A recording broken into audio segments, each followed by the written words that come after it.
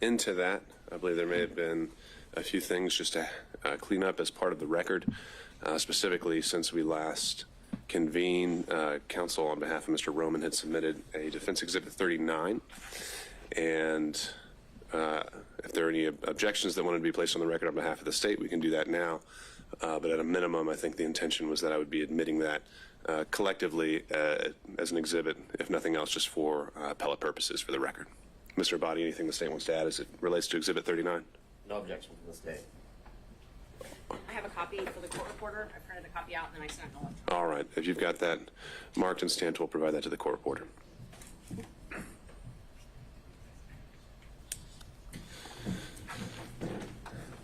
All right. And then, as I'd indicated as well on Tuesday, both parties, since the close of the evidence on the 16th, had followed up.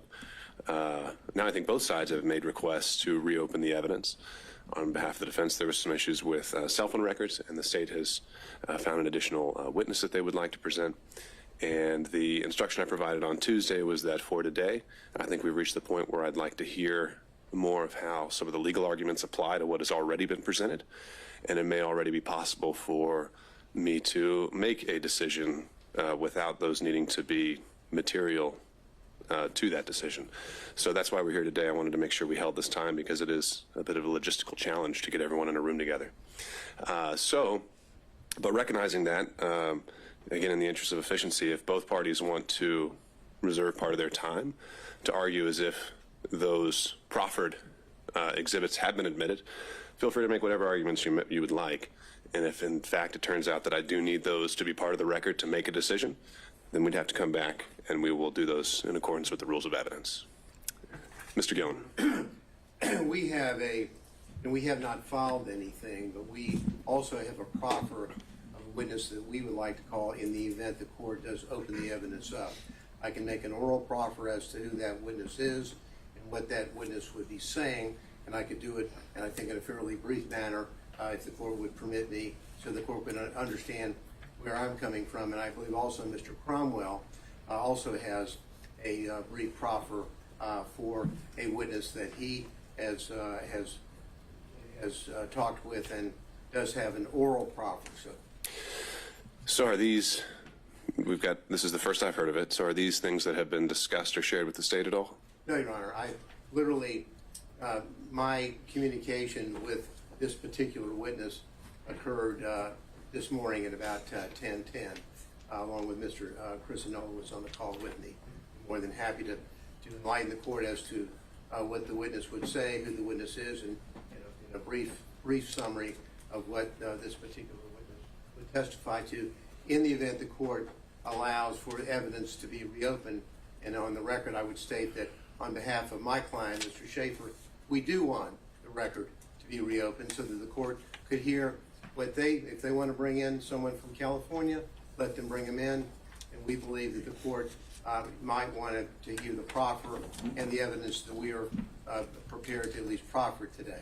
All right. So, Mr. Gillen, on that point to this and Mr. Cromwell's, even additional evidence, in my mind, in the interest of a fair notice to the other side, I wouldn't want that to be part of the argument today because the state has no idea what you're about to say. And I think the purpose of a proffer, in large part in this role and in this context, is having them at least have the ability to make those initial counter arguments.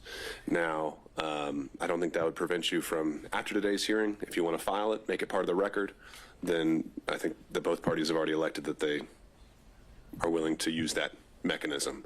But just for today, kind of showing up now without having shown this other side at all, even this morning, I don't think that would be fair. I did not intend to use the proffer in the legal argument. Sure. I just wanted the court to be aware that we do have an oral proffer.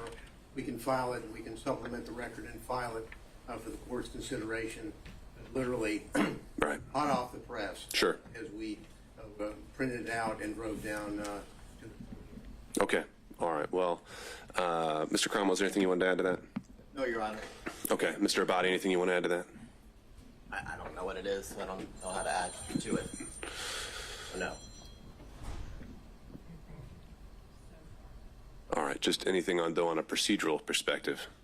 I mean, from a procedural perspective, I would submit to the court, as you said multiple times, evidence is closed. This is beyond the scope of Your Honor's ruling on Tuesday. Feels like it was 3 weeks ago, but Tuesday. So I guess we'd object at this point and go from there. Okay. All right, anything else by way of housekeeping? Mr. Sato? Apparently, the state filed 2 supplemental exhibits, number 2 and number 3, about 15 minutes ago. So, to the extent that they intend to work and use those in their proffer, talking about the same notice requirement, we actually just got it as well. Understood. So as it relates to that, Your Honor, I believe you were very clear on Tuesday as well that in the proffers we could argue rebuttal evidence as it relates to the evidence that was submitted by defense counsel after the evidence was closed. And that's merely what it is. It's rebuttal evidence as it relates to the cell phone records or analysis that was done by the non-expert filed by Mr. Sadow. All right. Mr. Gillen? As it relates to the proffered evidence, our proffered evidence would be in direct rebuttal to testimony given in the courtroom, particularly by Mr. Bradley. So we would have a direct rebuttal of that. That's what our proffer will be. I understand the court's ruling. Just want to put that on the record. Just so we know the context of it. Is that similar for Mr. Cromwell as well? It is. And just solely relates to Mr. Bradley's testimony? It does. Okay. All right. Excuse me? All right, noted. Anything else then?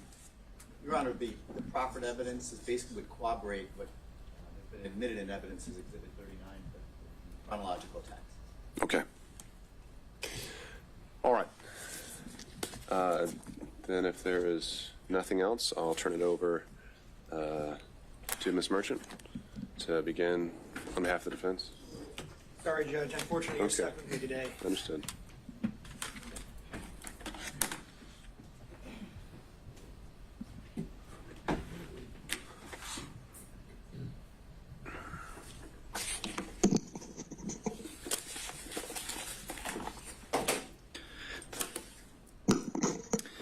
May it please the court, Your Honor, John Merchant on behalf of Mr. Roman.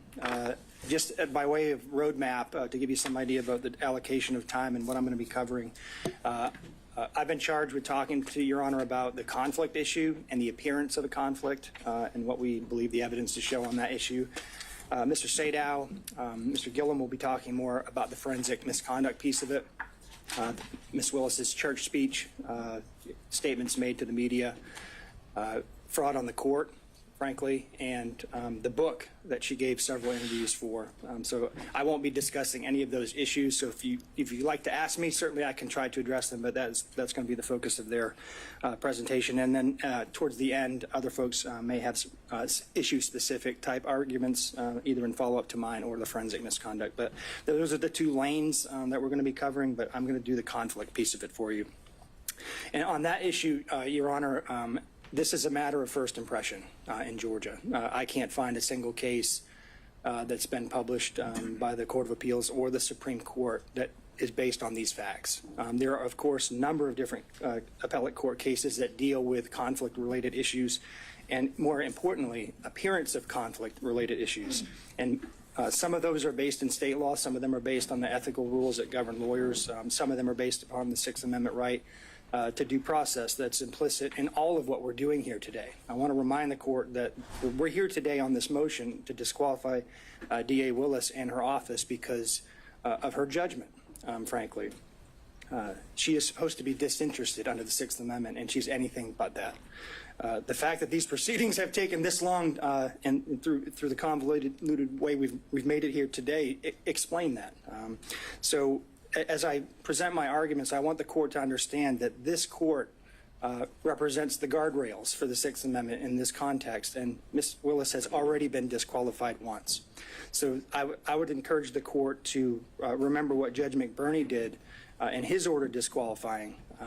The same argument was made in that case as to whether or not there needs to be an actual conflict of interest or whether or not the appearance of a conflict of interest might be sufficient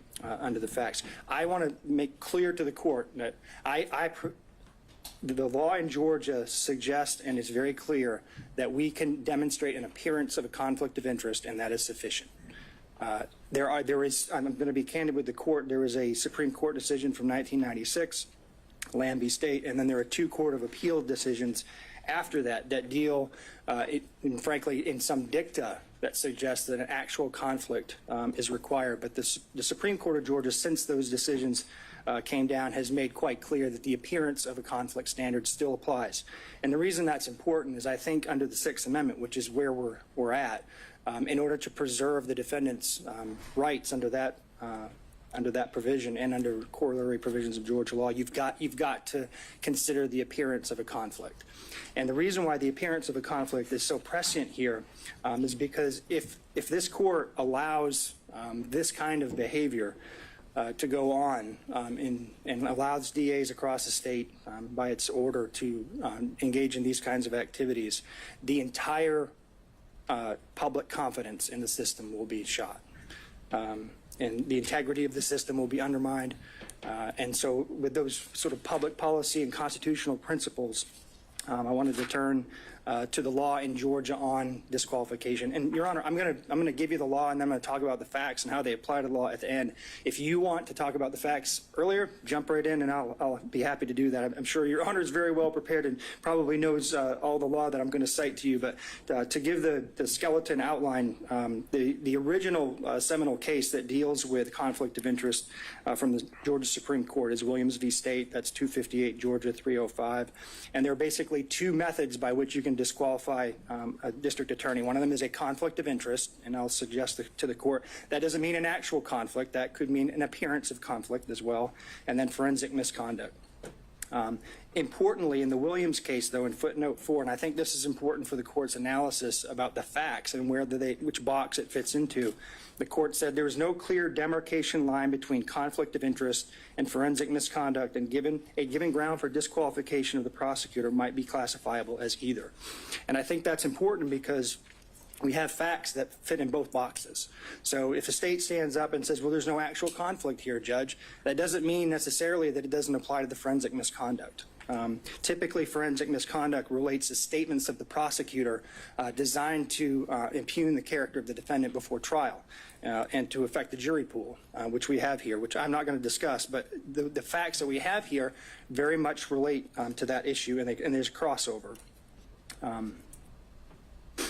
Importantly, and I think this is important for the court's consideration of what effect the court's ruling may have, is if you deny this motion, there's a good chance, if it's reversed, that we would be granted a new trial. So that means we're going to have to do this all over again. In amusement sales versus state, 316 Georgia Appellate 727, that's a case that cites Whitworth, which is physical precedent only. The court said, if the assigned prosecutor has acquired a personal interest or stake in the conviction, the trial court abuses its discretion in denying a motion to disqualify him, and the defendant is entitled to a new trial, even without a showing of prejudice. So that means if we show the court today, and I think we have through the proceedings today and before, that Ms. Willis has developed a very personal interest in this case, and Your Honor denies this motion, we're coming back all over again if the appellate courts say you were wrong. So what is that personal interest? So the personal interest can be, there's no definition of that under Georgia law, and it could be a personal financial interest. It could be a personal interest related to bias against a particular defendant, which sort of falls into the forensic misconduct box. But we have here a very personal financial interest that's been laid out in terms of money received by Ms. Willis as a result of the scheme that she set up.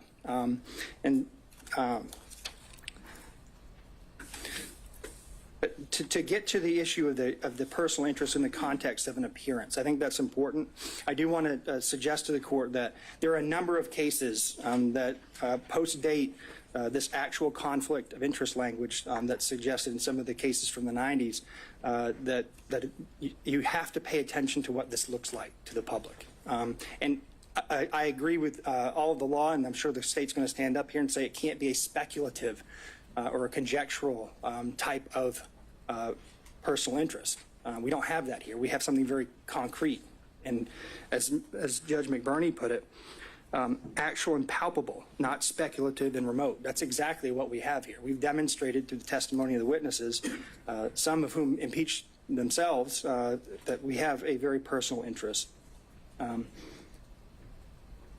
In the seminal United States court case that deals with prosecutorial impropriety is Young v. U.S. That's a 481 U.S. 787 case. In that case, it's the opportunity for conflicts to arise that created at least the appearance of impropriety. And that's the case that requires that the prosecutor be disinterested. Since a scheme injecting a personal interest, financial or otherwise, into the enforcement process may bring irrelevant and impermissible factors into the prosecutorial decision. Now, there are a number of Georgia cases that sort of repeat that theme. Reeves v. State, 231, Georgia Appellate 22, that's a 1998 case, stated a potential conflict of interest existed and the appearance of impropriety existed. Davenport v. State, 157, Georgia Appellate 704, that's a 1981 case. That was decided 7 years before Williams. When there is at least the appearance of impropriety, a defendant is denied fundamental fairness in the state's prosecution of the charges against him or her. There are also rules that govern prosecutors. Lawyers in general are bound to preserve and avoid even the appearance of impropriety. That's Brown v. State, 256, Georgia Appellate 603, 202, 2002. Head v. State. A prosecutor's close personal relationship with the victim in a case may create at least the appearance of a prosecution unfairly based on private interest rather than one properly based on vindication of public interest. ABA Criminal Justice Standards for the Prosecution Function, Standard 3-1.2c. A prosecutor should avoid appearance of impropriety in performing the prosecution function. 3-1.7f. The prosecutor should not permit the prosecutor's professional judgment or obligations to be affected by the prosecutor's personal, political, financial, professional, business, property, or other interests or relationships. So the rules that govern her in her own profession say that this is wrong because she's developed a financial interest in this case. And at the very least, created the appearance of unfairness towards these defendants by setting up a relationship, a prosecutorial relationship with her boyfriend that she'd been dating for 2 years, according to the testimony. So before I move, Your Honor, to the specific facts, you asked, what's personal interest, and I think, frankly, as I was trying to figure this out, I think you know it when you see it. It's just like in the concurrence in Jacobellis versus State of Ohio, Supreme Court case from 1964, Justice Stewart, in his concurrent opinion, said, I know it when I see it, talking about obscenity. I think you know it when you see it.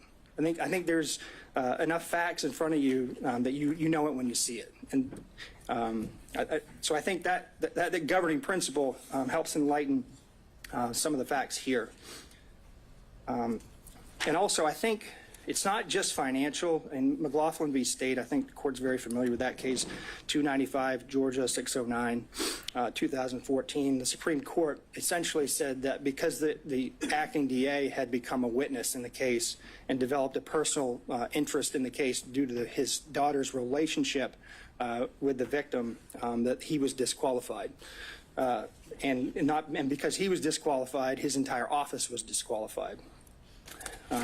So turning to the facts of the case, Your Honor, I think I've got, my role is 20 minutes, so I've got about 8 minutes left. So why the relationship, why did we spend so much time on a relationship between these two people? We frankly couldn't care less if they had a personal relationship outside of work. That is not what the issue is here. The issue is that they began this relationship in 2019.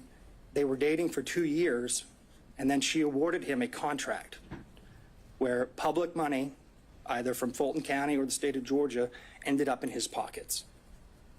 That decision alone was improper. But what's even more improper is that then she and he used that money to go on personal vacations and trips. If Your Honor will remember, Exhibits 9, 11, and 12 dealt with the expenditures by Wade on trips. If you do the math on that, if you look at what he spent, and then you look at the testimony about what was paid back, by Willis because of the cash reimbursement theory. Well, I'll talk about in a second, but if you do the math on what he actually paid for it and what they testified she paid back in cash, you still have over $9,200, $9,200 and $9,247 to be exact, is the amount of money they cannot account for in their testimony. And as Your Honor will remember, there was no mention of cash in Mr. Wade's affidavit when the best and first opportunity to raise that issue would have come up is when the state filed their response in his affidavit. That is nowhere to be found in there. The first time we heard about cash was here in this courtroom. And so I think she's received a personal financial benefit of over $9,200 in this case that she can't account for and the state can't account for. And the reason we can't account for it is because they came up with a cash theory. Cash theory only raises. Before we get into that, let me ask you this. Let's say they couldn't have, let's say the theory wasn't even there that they had paid it back or that there'd been any exchange. Should there first be a consideration of a materiality requirement? No. Have you seen that in this jurisdiction or, well, it's not in this jurisdiction. Have you seen that in any other jurisdiction? I haven't seen that, Judge. And if it was $6, that would still be improper. Would it be improper where it's a per se disqualification if someone, buys their boss a stick of gum? Is that per se disqualifying because there's no materiality requirement? Well, no, I don't disagree that it may not meet a materiality requirement, but it's a personal benefit. I won't say that giving a pack of gum is just justification for disqualifying a district attorney. I think that's part of the issue, Judge. I think it's a fact-based inquiry by you. So there's a continuum involved here. Yeah, but I think the continuum involves you looking at whether or not, in the grand scheme of things, it violates the Constitution, and whether or not there's an appearance of a conflict, and the appearance suggests that she actually received a benefit, and we know that she did. They admitted it. We don't have to speculate about that. They said that she said she got a benefit, and she said she paid back certain amounts. In that regard, Your Honor, I don't know, would $100 be enough? Would $200 be enough? I think you have to look at it globally and consider all of the witnesses, consider all of the facts, consider the credibility of the witnesses, frankly. Right. I mean, Your Honor sat here and watched everybody, so I haven't spent a lot of time going into the specific testimony because Your Honor is well aware of it. But you get to evaluate the credibility of the witnesses as a fact finder. And just from a legal perspective, though, you're saying we can't just say dollar amount, look no further. There has to be a totality of the circumstances analysis.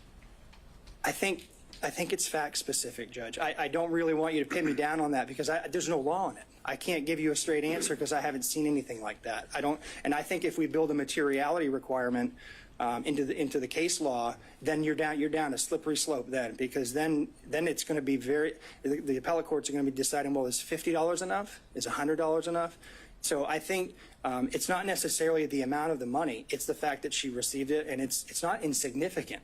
And I don't think your order has to say because she received $9,200, she's disqualified. I think if we go back to the 20,000-foot level, what's the appearance here? Is this fairness to the defendants? Does it appear that she is interested in this prosecution, or does it appear that she's disinterested? She took the stand. You can tell she's not a disinterested person when it comes to this proceeding, but we also argue she's not a disinterested person when it comes to the prosecution as a whole. I'm going to leave for, I'll resist the temptation to defend my wife, who I believe to be an excellent lawyer and a member of the bar for 20 years in good standing. But I will say this, Judge, you don't just evaluate the credibility of the witnesses. You evaluate the credibility of the lawyers. And Mr. Abadi stood up here in open court in front of national news and the national public and called her a liar. I need to address that for 1 minute. There's text messages that are now part of the record, which now are substantive evidence for you to consider, prove everything that she put in that motion, everything that she tried to elicit from Mr. Bradley was absolutely 100% true. And not only was it true, she verified through the witness himself that the motion was accurate before it was filed. So for the state to get up here and impugn her credibility It's not only improper, it violates Berger versus United States, which is a case that says the state can't just get up here and make any argument it wants. And I encourage the court to call him out on it when he steps up here. We have to have candor towards the tribunal. You cannot lie to the court, cannot lie to the public, cannot lie to the jury. And I think that's what he did. So there's other corroboration of our view that she was in this relationship. I think, frankly, based on Mr. Bradley's testimony, Your Honor can separate the wheat from the chaff when it comes to credibility. But Mr. Bradley had 2 chances to correct information that he suddenly developed amnesia about, but he just didn't do it. How does the timing of the relationship impact a financial interest? Because it's part of the scheme she created intentionally in order to give benefits to her boyfriend. So there's a reason why they fought so hard on this, Judge. I mean, there's a reason that every single subpoena was objected to. Every single question we asked Mr. Bradley was objected to. The jumping up and down, all of the obfuscation. There's a reason for that. They know that if Your Honor finds that that relationship started in 2019, that the appointment of Wade itself was improper. And if that was improper, then he had no business as an average citizen, along with the fact that they didn't have approval from Fulton County to appoint him in the first place. That undermines the indictment. It creates a structural impairment in the indictment because he had no more business being in the grand jury room than I did. So that's what they're worried about. And the reason why it's important for the financial piece, Judge, is it's how the money ended up going back to her. She put her boyfriend in the spot, paid him, and then reaped the benefits from it. That she created the system and then didn't tell anybody about it. She didn't even tell her dad about it.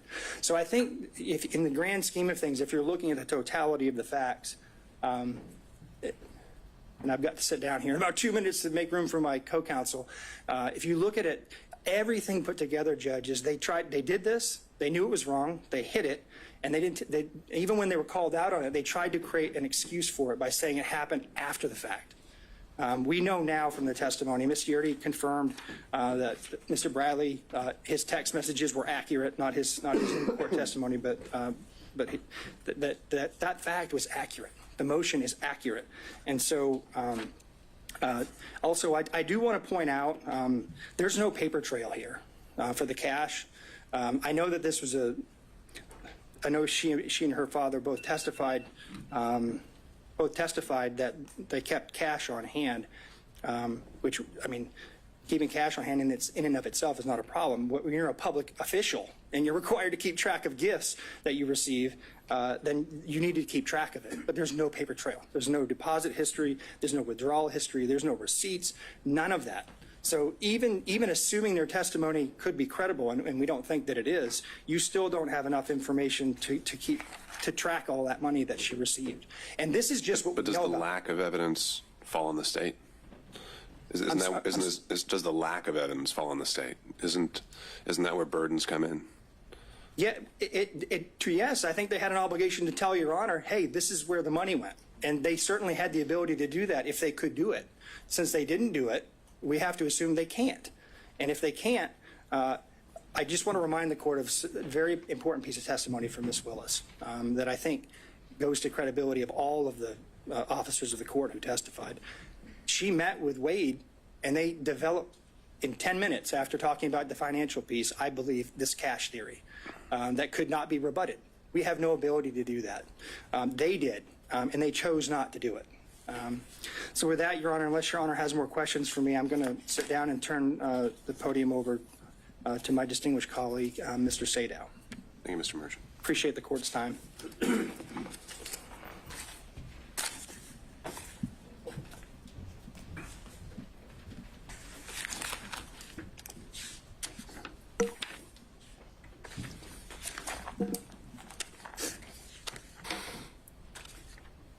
Good afternoon, Your Honor. I'm going to speak to what I would call a subset of forensic misconduct. And I'm going to assume that all the law that's been provided to you in pleadings as well as emails, you don't need me to tell you what the law is. So I want to just set up how the disqualification and then dismissal of the indictment should take place under the subset of forensic misconduct. Roman's counsel, Ms. Merchant, filed on January 8 her pleading, her motion to dismiss and to disqualify. We were in court that Friday of that week, in which I made it known that we, that is President Trump, may adopt that motion. I wanted to see what was going to happen before I did so. That Sunday, which would be January the 14th, 2024, D.A. Willis took it upon herself to go to a historic black church in Atlanta, having not responded at all to the motion of Ms. Merchant's client, Roman. And she made what we now call the church speech. And Your Honor has reference to that. You didn't necessarily want evidence on that, but you know what the church speech was. It was videoed. It was clear that Ms. Willis had notes. She was reading from notes that she had prepared. It was a calculated determination by Ms. Willis to prejudice the defendants and their counsel. How so? By making an issue out of the fact that the person that was challenged in the Roman motion was black, without telling the public or the church members, or anyone for that matter, that the reason that Mr. Wade was being challenged was not because he was black, had nothing to do with race. It had to do with the relationship that had been alleged and later admitted to by Ms. Merchant. Ms. Willis took full opportunity to prejudice the defendants, and then comes along later in a pleading and says it wasn't designed or intended to be at the defendants at all, or the defense counsel, which with all due respect is just nonsense. The purpose of that was to get public sympathy, public empathy for what Ms. Merchant had already alleged in her motion. Now, that was a violation of the professional rules of conduct. It was a violation of 3.8G. There's no question about it. It wasn't in response to anything that was said. It was a public statement, extrajudicial, for the purpose of making a comment upon the defendants. It would be in response to a motion that was filed. But it wasn't filed in a response, in a pleading. It was filed in response to a motion. And the motion were allegations made.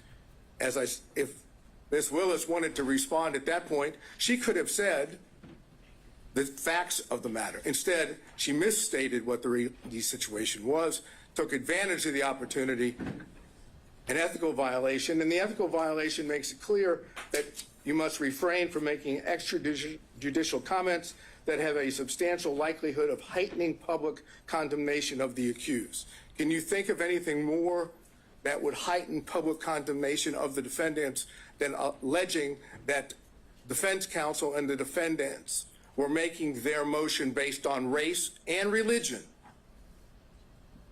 That's as bad as it gets in Fulton County, with all due respect. That's exactly what Ms. Willis wanted done. And remember, the state still had not responded. So then what we get from the state is we get an affidavit filed as part of their response. And that affidavit says specifically, and the affidavit is Mr. Wade, says specifically in paragraphs 26 and 27 that the relationship did not begin until 2022. It acknowledges the relationship and says it didn't begin until 2022. And the pleading that's filed, the state's pleading in response, indicates not exactly that, but it says there was no relationship as of November 1 of 2021, and that's on page 7. So now we know that timing is the issue, because Ms. Merchant made it clear that we alleged and had evidence that indicated the timing was before Mr. Wade was hired, not after. So the state now has filed an affidavit and a pleading that claims post-hiring into 2022. And then Mr. Wade Willis testify to the same thing under oath. Now, Ms. Yerty says it began in 2019. Why would she know? Well, she would know because she was a former friend. I know the state's going to get up here and say you can't believe, essentially what they're going to say is you can't believe any defense witness because they're defense witnesses. And only people that would tell the truth would be Wade and Willis. I suggest to you that that's not accurate. I suggest that the testimony that Mr. Wade gave and Ms. Willis gave, and I'm specifically dealing now with the timing issue, without getting into anything else, that brought forth a true concern about their truthfulness and being what is required of a lawyer in this state, which is candor toward the tribunal. And that's 3.3 of the professional rules. Specifically, small a1, make a false statement of material fact or law to a tribunal. So that's, as I posited to the court, that's the second ethical violation. And then you also have 8.4 of the professional rules. It says it's a violation of the Georgia Rules of Professional Conduct for a lawyer to, and that's A4, engage in a professional conduct involving dishonesty, fraud, deceit, or misrepresentation. Now, do you have to find that Wade and Willis lied? No. What you need to be able to find is that there is a concern, a legitimate concern based on the evidence in this case about their truthfulness, a legitimate concern about the truthfulness, which equates to an appearance of impropriety. Because once you have the appearance of impropriety under forensic misconduct, the law in Georgia is clear, that's enough to disqualify. So why should you find there's a concern with their truthfulness? ERT is the first one. You have that testimony. But then we go to what is the most obvious indication that Willis and Wade were not truthful on the point of timing, and that's Bradley. Defense Exhibit 26 came into evidence. Defense Exhibit 26 comes in and says, and you know I went into this the last hearing. It says that on January the 5th, 2024, at approximately 9:49 a.m., there's text messages that are exchanged between Ms. Merchant and Mr. Bradley. And the text messages go like, just date, and that's from Ms. Merchant. Ms. Merchant says, do you think it started before she hired him? Bradley, who we now know from Defense Exhibit 39, has been texting with Ms. Merchant for a number of months. This is not the first time. This is months within the communications between the two. Mr. Bradley says, absolutely. Now, absolutely is not a speculative word. That's not speculation. That's a definitive statement. And Bradley then, unprompted, says this. And unprompted is important. It started when she left the DA's office and was a judge in South Fulton. It goes on, Ms. Merchant says, she liked it started when she left the DA's office with the appropriate emoji or whatever one would call it to say it was liked. And then Mr. Bradley said they met at the municipal court CLE conference. Again, unprompted. He's now definitively telling Ms. Merchant when this relationship started. Ms. Merchant says, that's what I figured when he was married. And then Ms. Merchant says, and we're now talking about a couple hours later, she texts and says, upon information and belief, Willis and Wade met while both were serving as magistrate judges and began a romantic relationship at that time. And Mr. Bradley responds, no, municipal court. Thank you. Doesn't say it didn't start then. He doesn't suggest that she's wrong, other than magistrate court municipal. Now, we have that, and it's in evidence. And what does Bradley do?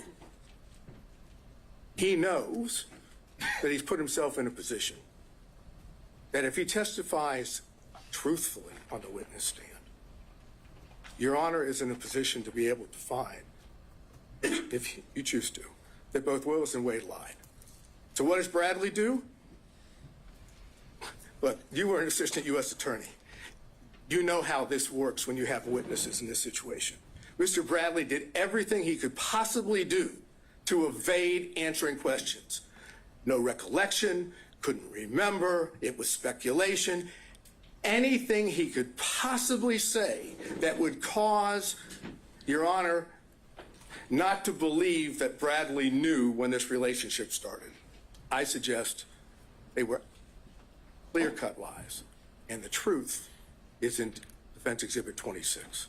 And so if we take that view, that he thoroughly impeached himself, that he did not give truthful conduct, what's left standing? Generally, you would see someone who's impeached, perhaps we have some kind of core that you could point back to and say, that's the time he was telling the truth. In these text messages, is it ever definitively shown how he knew this and that he actually did know it, other than in just a assertion outright? Absolutely. Usually, if a state has a witness that goes sideways, they've got him locked in. They've sat down with a detective and got a full statement. We don't have that here. But what you have is a text message, which is a prior statement of Bradley that he did on his own, that was not given to him by someone else. The only thing that the court has just noted is, how do we know he wasn't speculating? Because you don't have to accept the fact that he wasn't speculating. The cases that I provided, I think by email yesterday, the first dealing with that, you can disbelieve that testimony and draw a negative inference. That's the Ferguson case. On Lee, the other case, you can simply take the prior inconsistent statement as substantive evidence. It has the same value. And that's what I'm asking you to do, to take what was the unprompted statement in Defense Exhibit 26 of Bradley, and take that on its face value, that that is an indication that Bradley in fact knew and had said he did. If you accept that, you have to have concerns about the truthfulness of Willis and Wade on the timing issue. And I don't know if this is something maybe one of your co-counsel were going to address as well. We heard about kind of the law that applies, how we're outside kind of the orbit of the core of cases we're used to dealing with here, where it deals with side switching or where someone is in the relationship, the client relationship. The proposition you're putting forward now is that if a representative of the state, a lead prosecutor, the district attorney themselves, says something that's untruthful on the record, that is something that immediately has to be proactively policed by the trial court. Is basically what I'm getting at is, where in the law do we find the remedy to an untruthful statement? Generally, we send you down the street to the bar, right? And that's why I gave you the cases of Registe and Edwards yesterday. While those aren't prosecutorial cases or dealing with prosecutors, they deal with counsel. And in both those cases, the trial judge found ethical violations on the part of defense counsel, or potential ethical violations. Went through the ethical violations and said, based on that, you're disqualified. You cannot be the attorney of record in this case. What's good for the goose is good for the gander. If defense counsel can be kicked off of a case because of ethical violations, I suggest the same thing can happen for prosecutors when the ethical violations deal with truthfulness, candor to the court, extrajudicial statements. Those are the things that this court can rely upon and say, based on those, again, I find an appearance of impropriety. Where would be the limiting principle? The district attorney signs every indictment assigned to this courtroom. No. Does that mean she's off every case? No, it would be when the... If I found that she's untruthful, is that what you're kind of suggesting then? You don't have to find, again, I'm not saying you have to find she was untruthful or that Wade was untruthful. You don't have to make a finding of fact that they lied. All you have to do is make a finding of fact that you have genuine, legitimate concerns about their credibility, about their truthfulness. And once you find that, then you can apply Registay and Edwards. Well, but it's the same principle, though. If I have genuine concerns about her truthfulness on a particular occasion, how do those not spill over into every criminal case a district attorney brings? Well, it's because she testified under oath, and so did Mr. Wade. They didn't have to testify falsely. They could have testified truthfully. They could have indicated that the relationship, the timing was in fact before Mr. Wade was hired. They chose not to.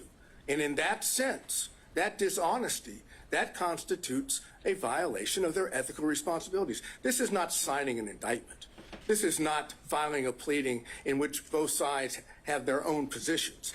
This is a requirement that every witness has to tell the truth under oath. And if they don't tell the truth under oath, or there's a significant concern about their credibility, then they're violating their ethical rules. And as anyone will tell you, as Your Honor already knew from when you were a prosecutor, prosecutors are held to a higher standard. They're the ones that are supposed to be seeking justice. They don't have a particular, they're supposed to be disinterested. When you have the lead prosecutor and the DA giving what I suggest to you is untruthful testimony based on what Yerty has said, based on what Bradley said in his text, based on the whole way it was presented to you. Bradley didn't want to testify. He first came up with his attorney-client privilege thing on that. Then Your Honor was, fortunately, went into that. And then when Bradley knew he had to testify about it, you saw what happened. You can draw the inference, as I've suggested on Bradley, that what he said in the text message, Defense Exhibit 26, is true. The relationship, in fact, started prior to November 1st of 2021. That ERT says that. And now, without getting into any detail, the cell phone records. The cell phone records show that during that period of time from, let's say, April 1 of 2021 to November 30th of 2021, that there was a considerable number, 35 or more occasions where it appeared that, based on the records, that Mr. Wade was down in the area where Miss Willis was staying in Yerty's apartment. But more important is there are two occasions, and the state has not challenged those. There are two occasions where the records reflect that it appears Mr. Wade spent the night at that apartment. The state may say, we don't accept that, but they didn't challenge it. And even when they brought forth what they brought forth today, Supplemental 2 and 3, they didn't challenge it again. So what does that suggest? That's corroborating evidence of what Yerty had said, of what Bradley said in his text message. It's also impeachment evidence as to what Wade and Willis said about how many times. Is that a significant, in terms of just the times? Didn't Mr. Wade testify that he was there at least 10 times during that time frame? You've now found 35. Well, minimum of 35. Okay. But never overnight. He said he never spent overnight. Put that to the side, though, just in terms of the fact that he did say he'd been over there, that he'd visited the place, and I would presume he wasn't obviously keeping a very good accounting of it, but that wasn't something that was entirely denied. If you're asking me, do we win on the point that he said more than 10 or around 10 and we say 35, do we win on that point? Sure. No. Okay. It's not determined. The overnight rate might raise some more concerns. Understood. Yeah, it does. And that's the reason why we highlighted it in the affidavit of Mr. Middlestadt, because that is suggestive that they were not being honest to the court. So then, how much time have I used? Have I? I'm letting them use the hook. So, suggestive. Again, raising issues. I'm wondering about burden. Is it we're dealing with a preponderance standard? We are dealing with a preponderance standard, and it's our burden. Yeah. No question about that. So does But- suggestive get us there? No, but it is corroborating evidence that we did put up. And that's what the purpose of the cell phone records. They corroborate what Yerty says. They corroborate what Bradley said in Defense Exhibit 26. And they impeach, to that extent, Wade and Willis's testimony. So if you find by a preponderance of the evidence, so I can finish this up, if you find by a preponderance of the evidence that what I call subset of forensic misconduct, ethical violations, has been shown, and that there is a significant and legitimate concern about the truthfulness of Wade and Willis, they're disqualified. Now, obviously, factual findings are yours, but the law allows you to do that. You don't have to do it through an actual conflict. That's the other side of the equation. And that's what I've argued, and I think that's what Mr. Gibbons can argue. Before I let you go, though, this is an interesting classification. You're saying forensic conduct isn't just commenting publicly about the case indicating guilt. You're saying forensic conduct is just anything a district attorney says falls under that box? No, I'm saying that Improper, that obviously. forensic misconduct as a subset of that would include violations, ethical violations, which impact the ability of the defendant to get a fair trial, as well as impact the court's ability to have faith that the prosecutors, these two prosecutors, are acting in good faith in their own conduct. Same idea dealing with, as I said, defense counsel in the two cases I mentioned. Ethical violations can give rise to disqualification, and I suggest we have that here. All right. Thank you, Mr. Sato. Thank you. Where's the shot clock when you need it? Right there. Your Honor, I want to address very directly here. What we have is a systematic, continuous pattern, a calculated plan, evidencing a design to prejudice the defendants in this case, in the minds of the jurors. This is what we have seen. This isn't the problem that the district attorney has. It's not that the district attorney had some sort of brief off-the-cuff statement in an interaction with a reporter like in Williams. That's not what we have here. We have someone who sat down, wrote out her speech, wrote out her plan, who sat down for whether it's 2, 3, or 6 times with the editors of Find Me the Votes and told and got her message out about this case before it was supposed to be tried in this courtroom. And so that is the problem that we have. We have a pattern of forensic misconduct on behalf of Ms. Willis. So, I mean, we have a pattern of public statements being made. I take it you or your team has dived in and read the book. I know she was asked about specific portions in it. The only case that I can find actually talking about when someone crosses the line on public comments is that Williams case, and it talks about there has to be an implication of saying the defendant, a particular defendant, is guilty, and it even denied it, right? So, have you found any case in Georgia where they actually said that a prosecutor had gone too far in their public comments? Does one exist? Well, number one, thank goodness it doesn't happen often. Sadly, it's already happened here. Now, in Williams, the prosecutor had one response to an inquiry the court found it was improper, but did not have this pattern. Now, it doesn't necessarily mean a comment about the quote guilt or innocence, although that was the pattern in Williams. It's the improper comments by a prosecutor. For example, in Williams, they cite the nature and consequences of forensic misconduct in prosecution of criminal case, a 1955 Columbia Law School article, and how prophetic that was.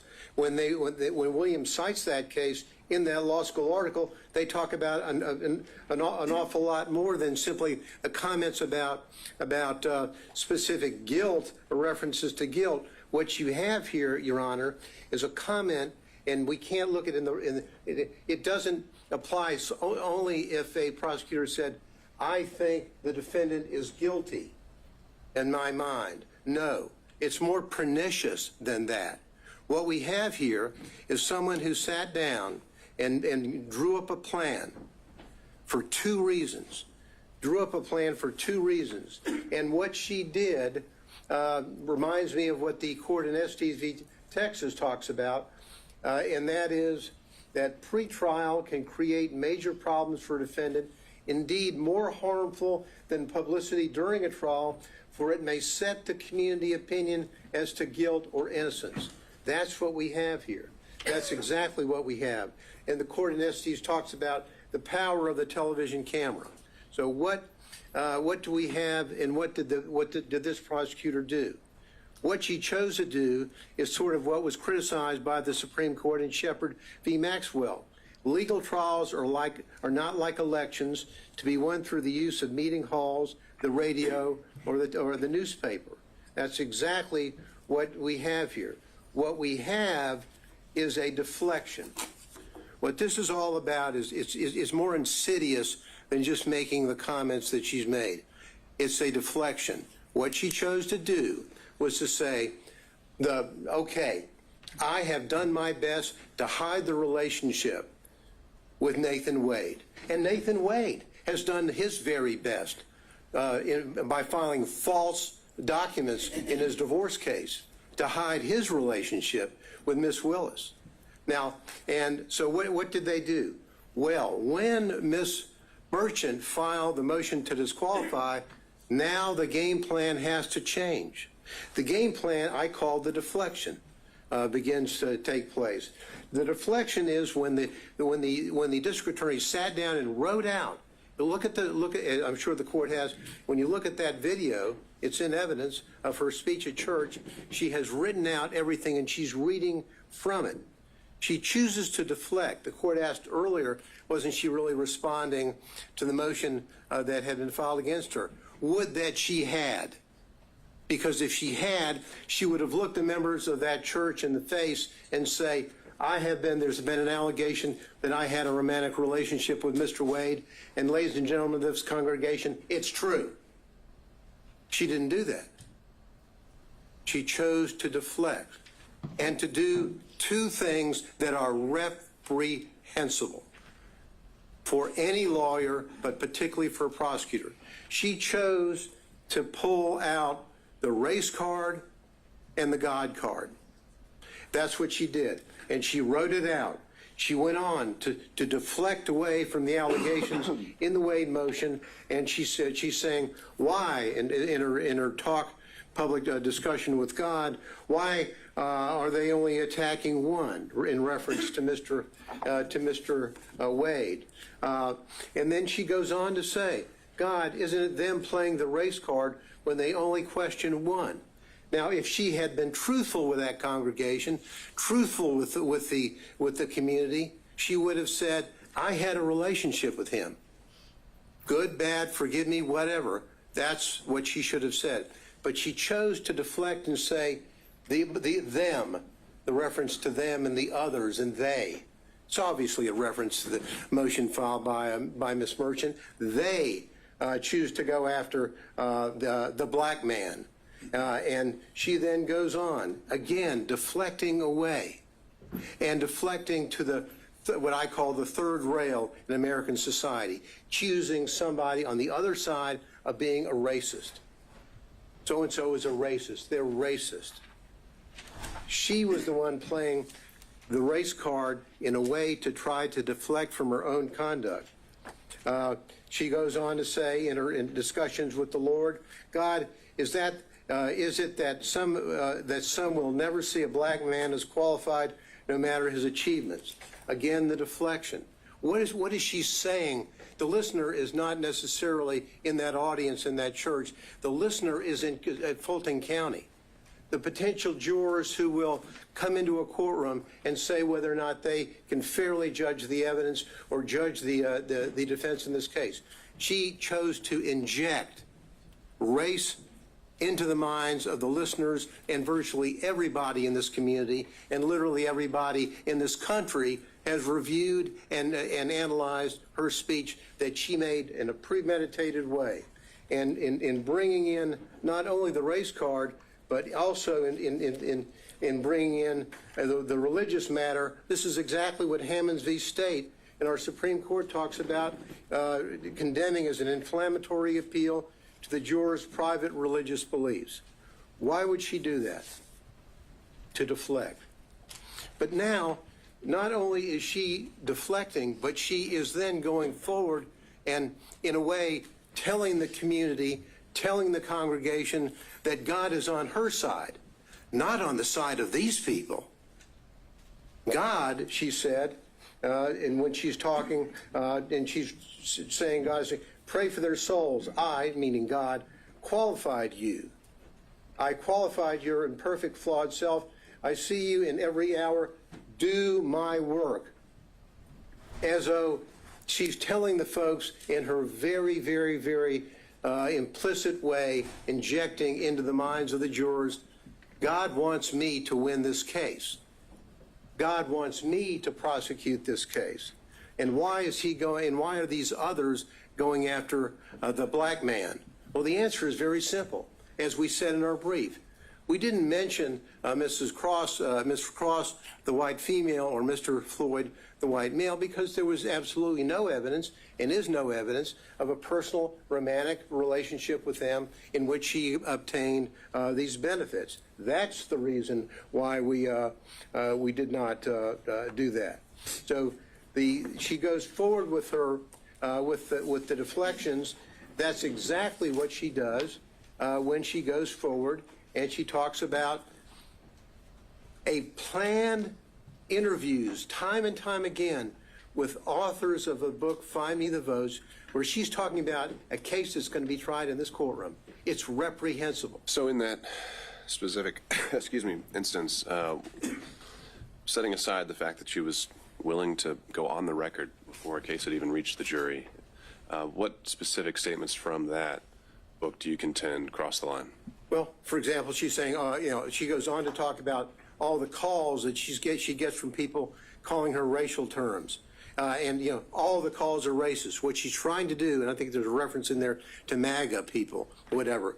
In that, what she's really saying is that those people calling me up and making those claims or those horrible racial slurs to me are really people on their side of the fence.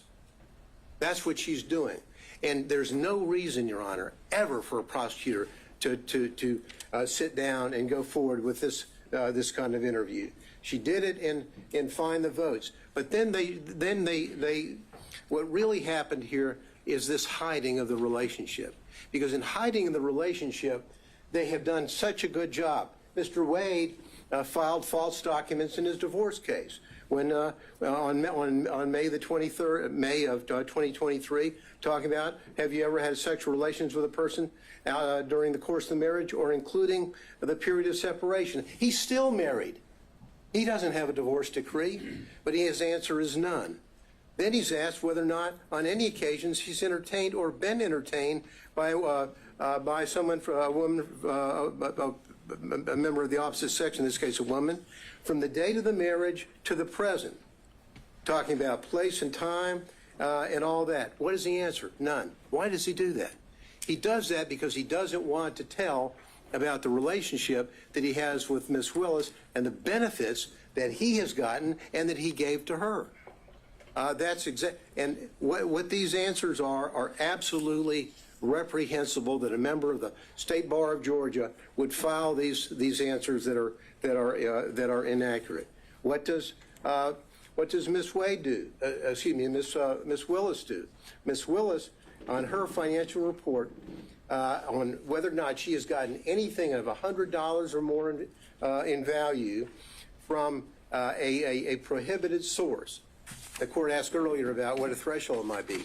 Well, for the financial report, it's $100. That's it.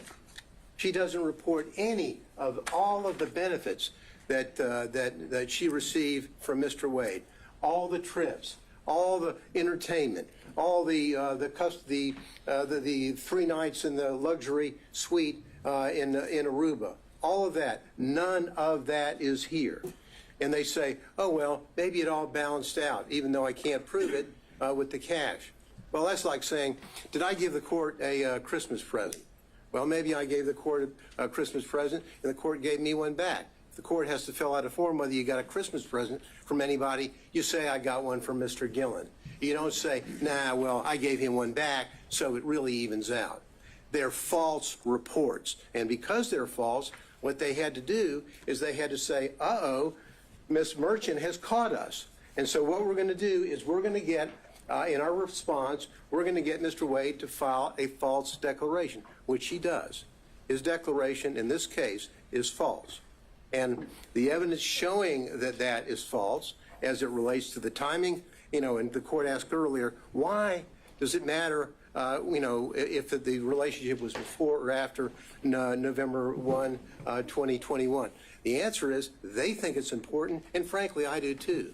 Because when she's hiring somebody and she's not telling the people who are going to be paying the tab up to $700,000, hey, I just hired my boyfriend who's taking me on trips to the Caribbean and taking me down to Aruba and taking me to California. Hope you don't mind.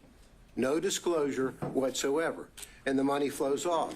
But because they got caught, they then commit what I think is an additional component of forensic misconduct, and that is fraud on this court. When they filed that affidavit, and now it's been proven, I think, beyond virtually any doubt that the relationship occurred prior to November 1, 2021, and the benefits that were there.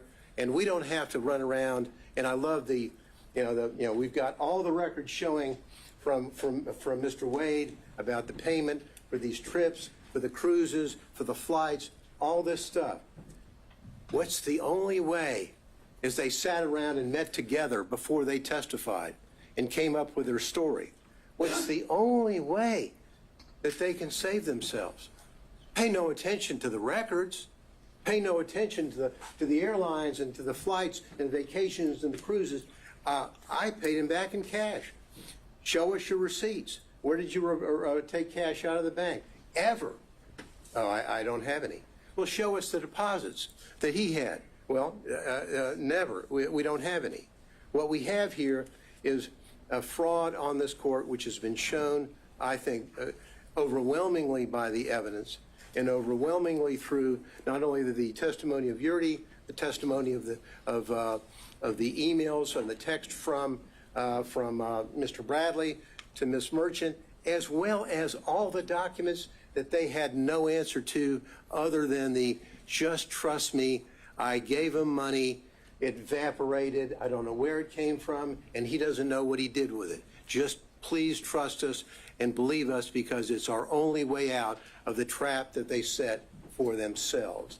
These people, sadly, and I hate to say I was as the court knows, I was a prosecutor for about 3.5 million years, it seems, in the federal building, and I was an assistant DA beforehand.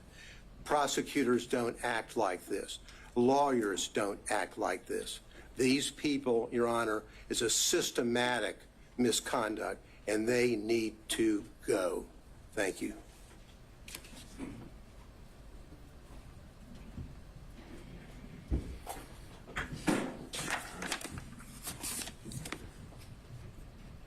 Your Honor, I'm going to cover a few factual details without overly rehashing what has already been said. During the pendency of this investigation in this case, Mr. Wade and Ms. Willis basically lived Robin Leach's lifestyle of the rich and famous. And they did this riding on the backs of the defendants in this case, funded by the taxpayers of Fulton County and the state of Georgia, with the money that was paid to Mr. Wade through the contract that Ms. Willis got him. That money flow, that is the personal interest that you asked about. She was personally benefiting from the position, from the job, from the scope of the investigation, from the scope of the indictment and how they conducted it. And we know this, we know from the records that have been submitted before the court that Mr. Wade paid at least $17,095 towards this relationship. That does not even include the various dinners, the day trips that both Wade and Willis admitted to. So that number is likely even higher. We know from the documents that Ms. Willis only paid $1,394 for an airline ticket. We know from Ms. Yurdi, who was pretty much uncontested, there was no evidence presented by the state disputing her time frame, that relationship started in 2019. She saw them kissing, she saw them hugging. Now, whether or not they had sex before January of 2022, I do not know. They admitted sometime in early 2022, and I found it curious that they both, Wade and Willis, just went straight to the sex. So maybe that's when they started having sex. I do not know. But the relationship predated that. And their combined and overly suggestive focus on that is a red herring to this court and to the defense, that that's what they want you to focus on. They want you to ignore all the evidence that the relationship predated that. The relationship started in 2019. The relationship continued through 2020. The relationship continued through 2021.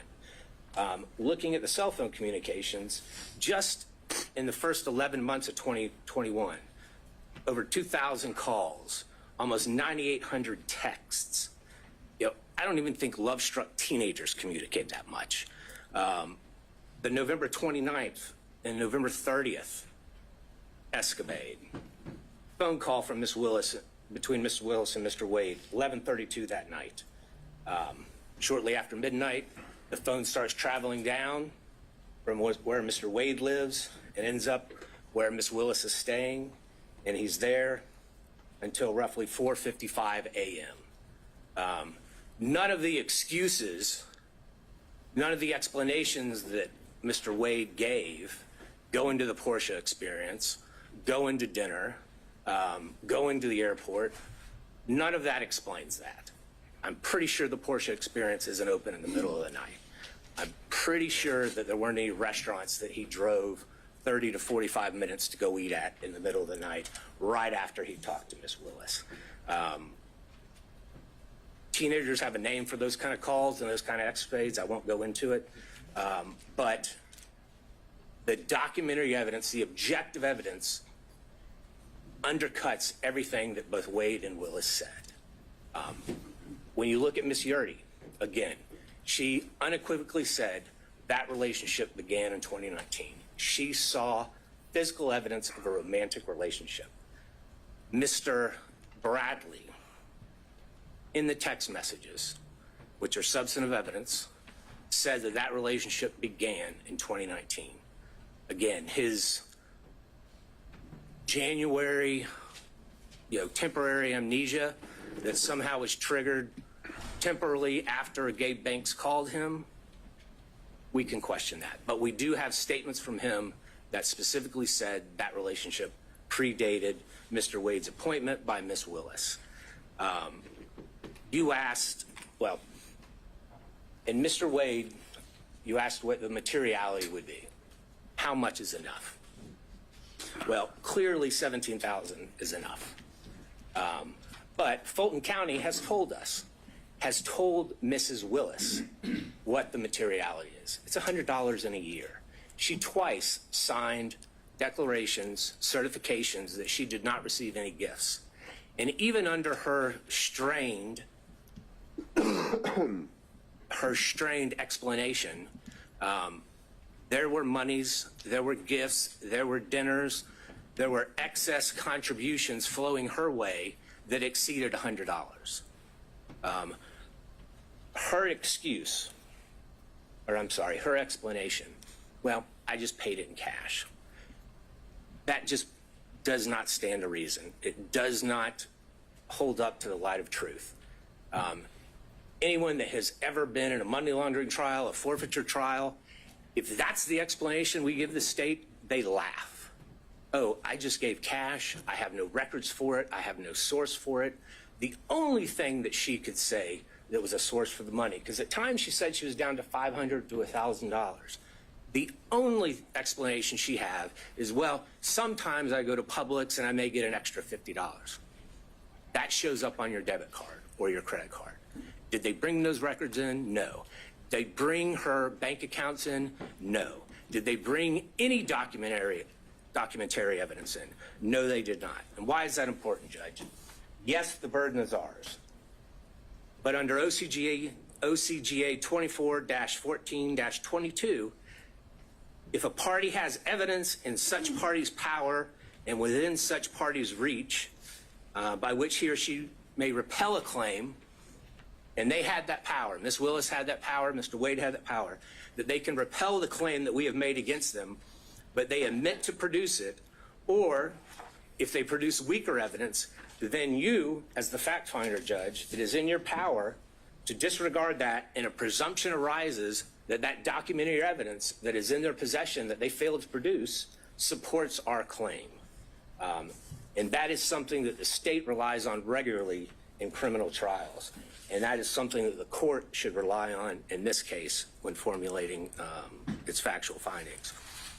And we know that both Mr. Wade and Ms. Willis have some difficulty expressing the truth when it comes to their relationship in these cases. We know Mr. Wade lied in his interrogatories multiple times. We know Ms. Willis falsely certified that she hadn't received any gifts from anybody. And Mr. Wade clearly was a prohibited source. He was someone doing business with Fulton County. Anything over $100 in a year, she had to put down, and she put zero. And it defies imagination that she could somehow forget about all these trips, all these dinners, all these day trips, and not put that money down. You had asked, I think it was Mr. Gillen, did she say in that church speech or anywhere else that the defendants were guilty? And I think she did in that church speech. She said in that church speech, and she was talking about a conversation that she apparently had with God, talking about herself. She said, this leader has a trial conviction rate of 95%. She said, the trial team this leader put together has a conviction rate of 95%. I do not see how anyone, and I think that was purposefully intended by Ms. Willis, I do not see how anyone can listen to those two statements and not take that Ms. Willis is telling everyone in that church and everyone that's going to hear that in the media afterwards that these defendants are guilty. That is what she was saying. She is a prosecutor. She's familiar with the U.S. v. Berger. Every single attorney that's ever been a prosecutor is familiar with the dictates of that U.S. Supreme Court case. That is a foul blow. That is improper, and she violated pretty much every tenet a prosecutor must abide by to seek truth and justice in a particular case. So, Judge, when you're looking at this, the uncontroverted evidence shows that they had a relationship prior. The uncontroverted evidence shows that Mr. Wade lavishly spent on Ms. Willis. The uncontroverted evidence shows that the money that he was spending on Ms. Willis came from this contract that he had. And I'm not just talking about the contract as a special prosecutor, but there's also those other questionable contracts that no matter whom his partner seemed to be, they also got. There is a direct financial benefit that Ms. Willis received from this. And Judge, looking back at what Judge McBurney said, if merely hosting a fundraiser for a political opponent of a putative defendant creates not only the appearance but an actual conflict, then what Ms. Willis has done since then in this case creates an actual conflict. But again, as prior counsel has stated, we only need to show the appearance of a conflict. And we have done that by a preponderance of the evidence. In fact, I believe we've shown an actual conflict.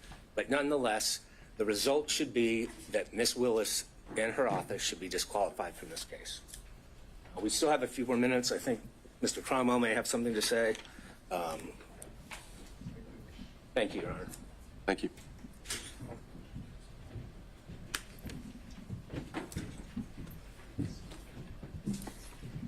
Good afternoon, Your Honor. Yeah. Harry McDougald for Mr. Clark. I'm going to talk further about conflicts, and I'm going to assume the most difficult standard for us to meet, which is actual conflict. But before I begin that, I want to add just a little bit to what has already been said about the standards that apply to prosecutors.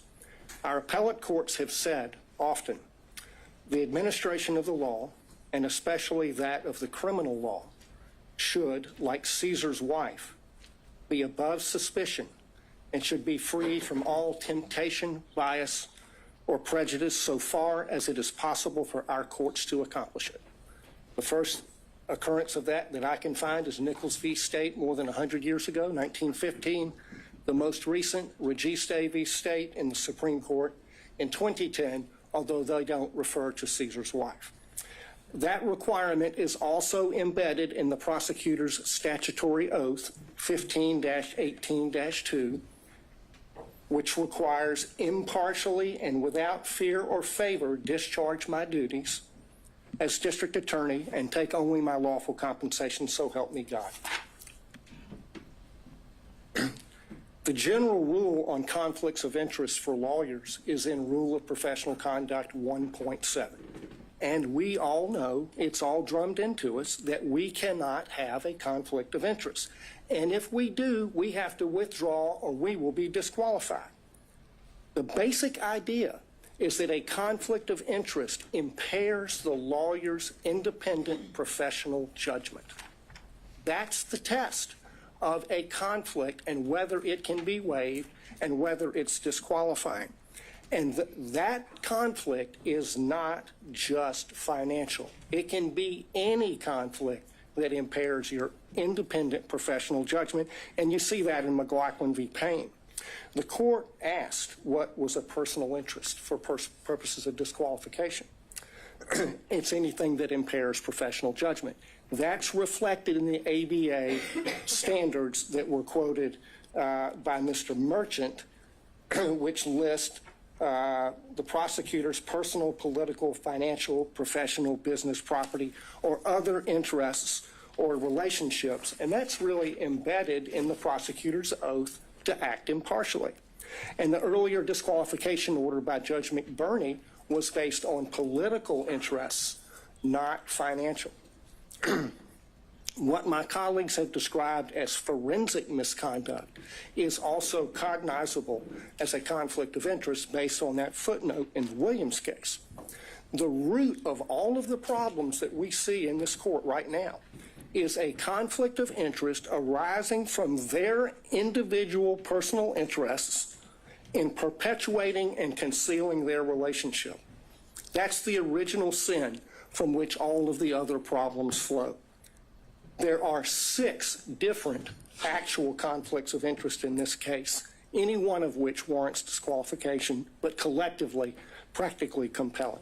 First, the financial conflict that's already been covered. Second, the personal ambition, political ambition. Third, there's a dovetailed or complementary pattern of deceit and concealment of the relationship and the money. Fourth, the speech at the church. Fifth, the motion for protective order that the DA filed in Mr. Wade's divorce case.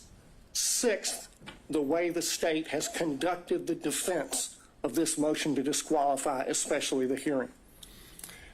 On the financial piece, the court asked for a limiting principle and asked about materiality.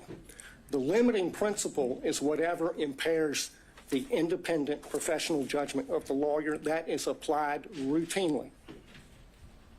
We have a county code section that flatly prohibits gifts from contractors, period.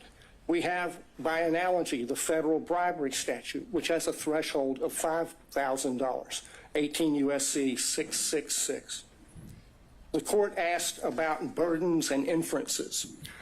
The court can draw a negative inference from the state's failure to produce evidence to support the invisible magic cash balancing theory based on State v. Thomas, 311 Georgia 407, particularly footnote 19. As to the timing question that the court asked about, there were 2 contracts for Mr. Wade executed after they acknowledged the relationship began. Each one of them afflicted or conflicted under county and common law. The second conflict is her political ambition, for which he was previously chastised by Judge McBurney. And that's also present in this book. The inside flap of this book says that they were given, quote, exclusive access to thousands of secret documents, emails, text messages, and audio recordings.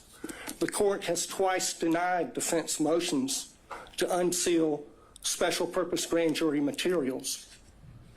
She helped herself to get the glory of this book. I introduced certified copies of a number of county code sections. I'm not going to walk through those, but I'll tell you why they matter.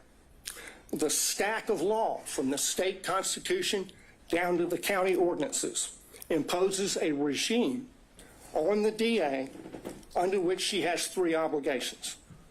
She has to go to the county commission to get approval to pay him like she did. She cannot accept gifts from a prohibited source. She has to disclose the gifts that she received. She evaded all of those requirements. Section 2-69 of the county code prohibits gifts from prohibited sources, which he was. There is no boyfriend exception. The disclosure forms, the evidence is sufficient for you to find that her disclosure form for 2022 is false and that it is a false writing. That's an actual conflict of interest between her duty, legal duty of disclosure, her legal duty of candor as a prosecutor, and her private and personal interests in concealing the relationship, concealing the gifts, and keeping the gravy train rolling for as long as possible. His part in the pattern of concealment is a story you see in many divorce cases. The husband is hiding things from his wife. How much money he's making, the other woman, and what he's spending on the other woman. And he got on that stand, lied in his interrogatories, and then he got on the stand and he lied about lying in the interrogatories. And the lawyers for the DA's office, they just sat there and let him do it. They did nothing to correct obviously perjured testimony. In and of itself, that warrants disqualification of every one of them. The reason they lied and covered it up was to avoid the trouble they're in right now. That served their personal interests to the detriment of their public duties as prosecutors. The speech at the church.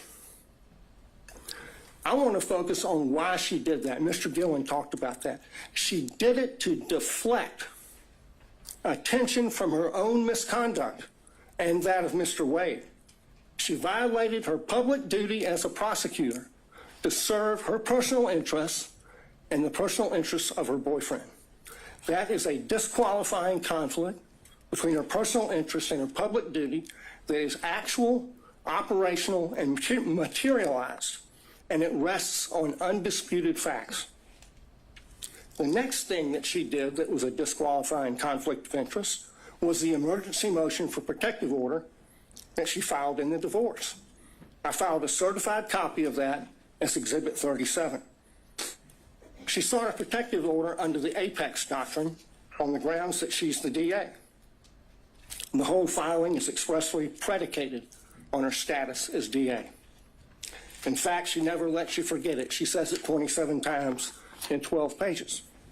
In that filing, speaking as DA, she said, the circumstances, quote, suggest that defendant Joycelyn Wade is using the legal process to harass and embarrass District Attorney Willis, and in doing so is obstructing and interfering with an ongoing criminal investigation. In the prayer for relief on page 11, she asked for 6 months to, quote, complete a review of the filings in the instant case, investigate and depose relevant witnesses with regard to the interference and obstruction this motion contends. There's no sugarcoating it. That's a clear violation of Rule of Professional Conduct 3.4H, which prohibits lawyers from making threats of criminal prosecution to gain advantage in a civil case. She abused her power, she abused her position to threaten her boyfriend's wife with criminal prosecution to gain advantage for herself and her boyfriend in her boyfriend's divorce. She violated her public duties not to make that kind of a threat in order to serve her private personal interests and those of Mr. Wade. Another actual operational conflict. The last category is the conduct of the defense of this hearing. There were a lot of objections made based on attorney-client privilege during Mr. Bradley's testimony. Most of those objections were made by the state, but the privilege being asserted does not belong to the state. It belongs to Mr. Wade. That shows that the DA's office is serving the personal interests of the DA and Mr. Wade in carrying out further concealment and cover-up of their relationship, and not the cause of justice they are sworn to serve. That is a conflict of interest. It's a continuation of the wrongful pattern of concealment and cover-up that they've engaged in since the beginning. But now they've enlisted the entire office in the enterprise. In the written response to the motion to disqualify, they said this, and I quote, "To be absolutely clear, there is no evidence that D.A. Willis derived any financial benefit from Mr. Wade." That's on page 15. Flat out false. 10 lawyers in this case put their name on that, starting with the DA. So throw another log on the bonfire of conflicts of interest.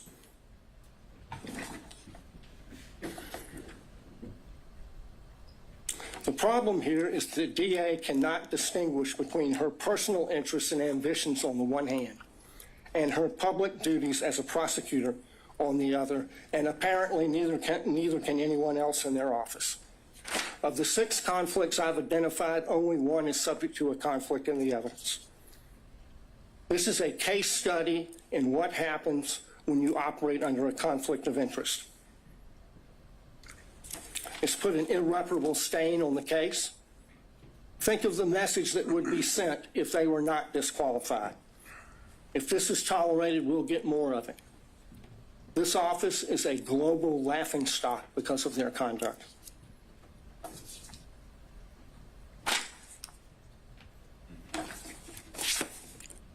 They should be disqualified and the case should be dismissed. Your Honor, there's not much oxygen left in the room. We delineated the times based on the whole presentation. Would Your Honor consider some time for us in rebuttal? No. Okay, well then, could I reserve what I have, 5 minutes for rebuttal? Sure, that's fine. All right, thank you, Your Honor. All right, let's take a quick 5, and we'll be back at 2:40-ish to hear from the state. Thank you.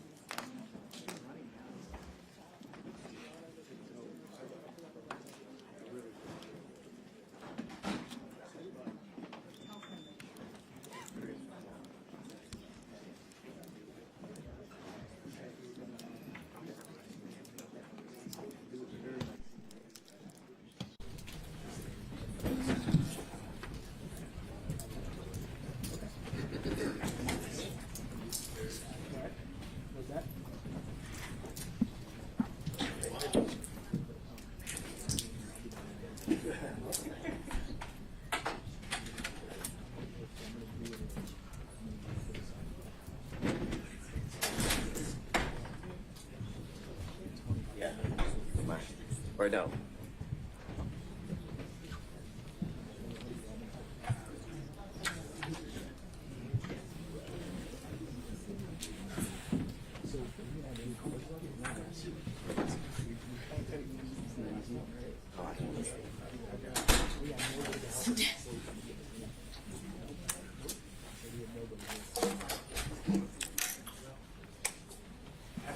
Sir?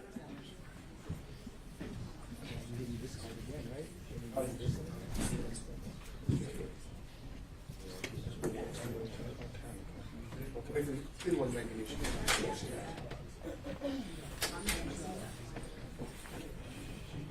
Just me.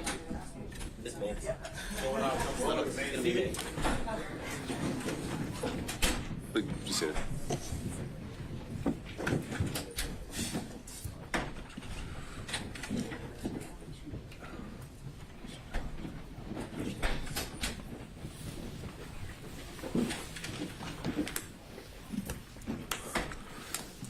All right, we're back on the record. Stay ready. Yes, Judge. I just am trying to get to where I can share my screen. We need to add you as a host then. What's your profile name on the Zoom? Your screen name on the Zoom. Adam Abadi. All right, just making sure. Bear with us. Do you need it right away? No, I can start without. All right, floor is yours. So good afternoon, Your Honor. I want to start with some of the things that were addressed over the last hour and a half. First, beginning with something Mr. Merchant referenced as it related to the comments that the state made in regards to the good faith basis in which was submitted to the court, in which defense counsel claimed the evidence would show. And I would strongly bring to the court's attention that the claims that were made were material misrepresentations. And what I will say to the court, and why I say that to the court, is because the representations that were made by counsel was that Miss Daisha Young, Miss Sonia Allen, Mr. Dexter Bonds, Investigator Hill, Investigator Green, Investigator Ricks, all of these people would be called, and Mr. Bradley would be able to impeach their knowledge by saying that he specifically, in his presence or to him, said that Miss Willis and Mr. Wade were in a romantic relationship, and that Miss Willis and Mr. Wade were cohabitating, that they all knew that. And I would submit to the court, we didn't hear from any of those individuals. Mr. Bradley impeached no one. And I say no one because he did not impeach Mr. Wade. In order to properly impeach a witness, you have to confront the witness with the specific statements. Mr. Wade, and you can look back at the YouTube of the entire hearings of the last couple days, Mr. Wade wasn't once confronted with a statement that he claimed or said, or that is claimed that he said to Mr. Bradley. The way you properly impeach somebody, you have to confront the witness. Here would be Mr. Wade, and once he makes a statement that you believe to be inconsistent, and you have a witness who can prove that inconsistency, that's when you call that witness. And when Mr. Wade was on the stand, not once was he asked, did you tell Mr. Bradley this in a confidential conversation in your conference room that was not covered under attorney-client privilege? That was not asked. The specifics of that conversation was not asked. So any testimony that Mr. Bradley testified to is impermissible. It is improper impeachment because they did not confront Mr. Wade with it. So that's where the state would begin with the comments that Mr. Merchant made about me referencing his wife as lying. I never called Ms. Merchant a liar. I never used those words. I don't know why she made the material misrepresentations. It could be because Mr. Bradley lied to her. I don't know the reason. But I can submit to the court that those were material misrepresentations that were made to this court on the day a few Mondays ago, as everyone was arguing the motions to quash certain subpoenas. I'd also bring to the court's attention that during that motion to quash subpoenas, certain subpoenas, Ms. Yurdy's attorney appeared, Mr. Partridge, and he made very clear on that Zoom that Ms. Yurdy had absolutely no knowledge of a romantic relationship and absolutely no knowledge of cohabitation. Those were the specific references that he made. So what I would submit to the court is those are considered adoptive omissions that his client has made based on the statements he made because of the representations she made to him. So, and I know that sounds convoluted, but what I would say to the court is Ms. Yurdy told Mr. Partridge, because Mr. Partridge told the court that she had absolutely no information about a romantic relationship, and she had absolutely no information as in regards to. So, but wait, are you making an argument I should make inferences based? Now, these would be attorney-client privileges or communications then. She's communicating with Mr. Partridge about what her upcoming testimony is. That's why she's hired him. And you're telling me I should infer things based on her communications to him? Absolutely, because they're not attorney-client communications anymore when he discloses them to the court and everybody else as they watch the Zoom and attend the hearing. The difference is there was no request to go in camera. There was no request to go or to have a private conversation with you as was done with Mr. Bradley. That would have been the proper procedure. So yes, I'm asking you to infer that, 100%. I'm asking you to infer that her testimony was at best inconsistent. Because the testimony of Ms. Yurdy, when she testified, was vague, very little description. When asked in a very leading manner, is it true or do you know that Ms. Willis and Mr. Wade were in a relationship from 2019 into the time you were you were forced to resign from the district attorney's office in March of 2022? She said yes. And then further, when pressed by Mr. Sadow, he talks about why she believed they were in a relationship. And what was interesting from Ms. Yurdy's testimony that they were pretty close friends up until she left the DA's office, that she asserted to the court that on a yearly basis, Ms. Willis said, I'm in a relationship with Mr. Wade in 2019. Oh, by the way, I want to tell you again in 2020, because we're in a new year, I'm still in a relationship with Mr. Wade. And again, in 2021, the assertion is Ms. Willis then went back to Ms. Yurdy and confirmed, hey, I just want to reconfirm me and Mr. Wade are still in a relationship. It's absurd. It's absolutely absurd.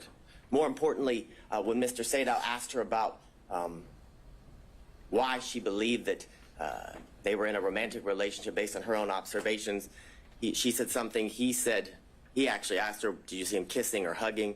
She said yes, but there was no description or qualification about when it occurred, what she actually saw, was it a kiss on the cheek, things of that nature. So I would ask you to frame her testimony from that standpoint when you're addressing her credibility, as the court is going to do with each and every witness that you heard during the testimony of all the witnesses during the hearing. I'm going to see if my screen will share.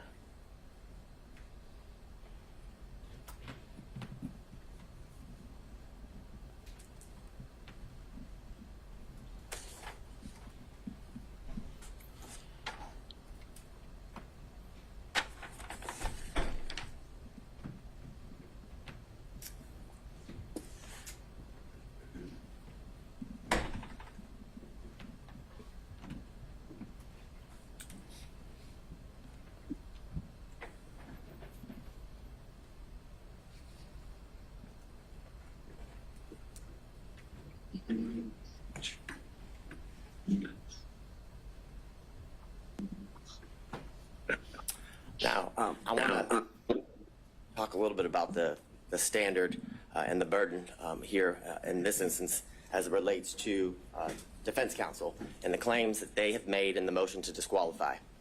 And as I was doing a whole lot of research, I came upon this law review article from Cornell scholarship reading or publication, and they made very clear that courts have been relatively reluctant to exercise their power to disqualify prosecutors for any reason. And that goes along with the standard what the state would submit to the court is that the defense has to show an actual conflict. And in this instance, they have to show the actual conflict would be that Ms. Willis received a financial benefit or gain and did it based or got it based upon the outcome of the case. It doesn't make any sense. It makes absolutely no sense. And during the 3 days of the extensive testimony of all of the witnesses and the prolonged examinations of the witnesses by multiple defense counsel, they still got nowhere. We're in the same position we were in on Monday. The same assertions that were made on Monday have no answers today as we before Your Honor. They were not able to provide any evidence as to, or to the contrary of Ms. Willis and Ms. Wade's assertions of when their relationship began. There's absolutely no evidence that contradicts that the relationship did not begin later than or around March of 2022, Your Honor. I'd further submit to the court because of this failure that their assertion or their request that one, the indictment be dismissed. There's absolutely no evidence that the defendants in this case, their due process rights have been harmed in absolutely any way. There was zero evidence. Not a single shred of evidence was produced through any of the exhibits or the witness testimony showing how their constitutional rights, their due process rights were at all affected by the relationship that began in March of 2022 with Ms. Willis and Mr. Wade. And because of that, the motion to disqualify should be denied. And Ms. Willis, as the district attorney of Fulton County, and Mr. Wade, as the special prosecutor assigned to this case, should be allowed to remain on this case and continue to prosecute the case to the end, Your Honor, until the trial is set by the court and is to begin. Now, the issues, obviously, you've heard a lot from defense counsel as to what the issues are for you to, I guess, determine. And here it would be the state's contention is that you must find that there's an actual conflict if you were or are to come to the conclusion that you should disqualify Ms. Willis and the district attorney's office. And looking at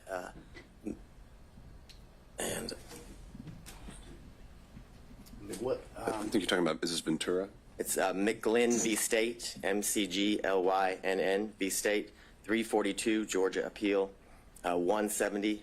It's a 2017 case. In that case, as it talks about the standard of proof that the defense, or the burden that the defense must show and go to show an actual conflict, is they say it's a high standard of proof, which is definitely not a preponderance of the evidence, which is a much lower burden for any party who's trying to meet that standard of preponderance. But it's clear that the standard is that is a high standard of proof for both when determining whether there's an actual conflict and when there's forensic misconduct that is found, Your Honor. And I want to go through some of the cases that defense counsel has referenced as they argued here today and in their filings.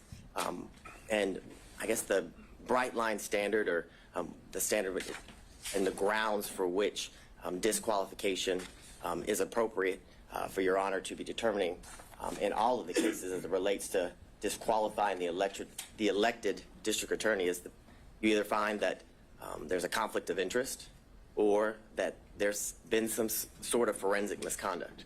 Those are, I guess, the two areas that Your Honor that is in your purview when you are looking to resolve an issue regarding disqualification. Now, in a recent case, Lee v. State, which is 224 Georgia, Lexus 31. It's a February of 2024 case here out of our appellate courts. And in that case, Justice Pinson wrote that a trial court did not abuse its discretion by failing to disqualify an assistant district attorney absent an actual conflict of interest. And that is a case that was ruled on by the Georgia Court of Appeals about a month ago, Your Honor. Now, the cases in which defense counsel have relied on in their briefs and here today, I would submit to the court the cites are misleading, many of them are inapplicable, and some of them actually support the state's position. And what I would say to you is that the defendants, in many instances, combine language from the multiple cases and kind of what I would say is misstates the law as it relates to what the law or what is required in order for an elected district attorney and their office to be disqualified.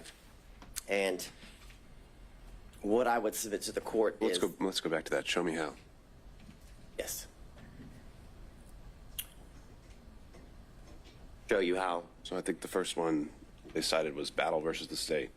Certainly a conflict of interest or the appearance of impropriety would be the grounds of disqualification.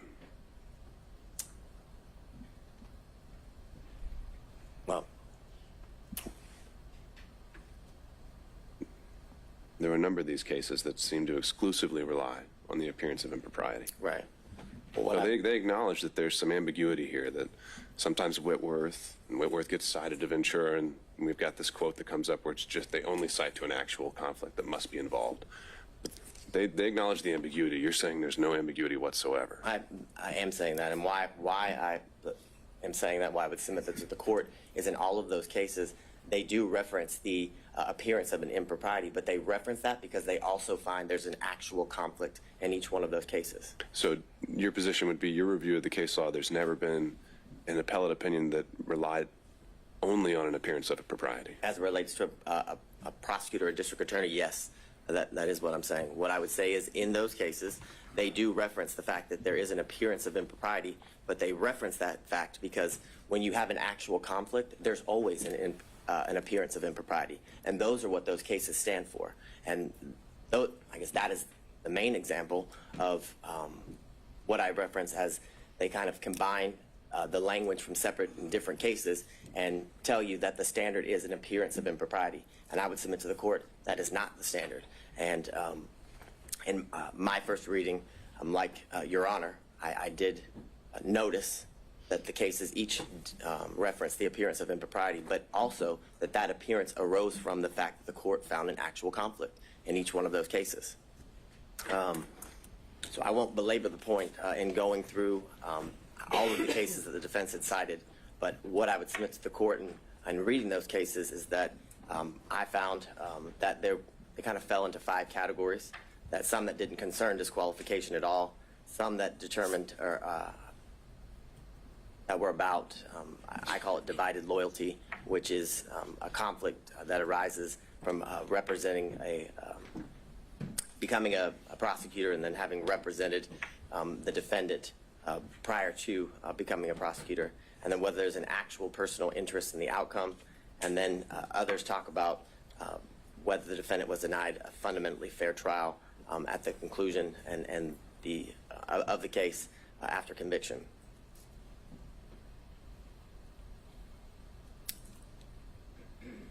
And these are some of the cases that defense counsel had cited within their brief that had absolutely no application to the issue that we're here before Your Honor today.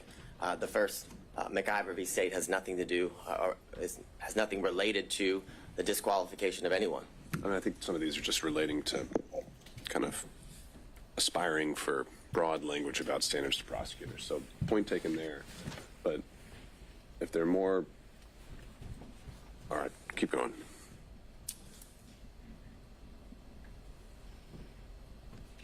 So as it relates to one of the cases that was referenced here earlier and is also referenced in some of the briefing by defense counsel is the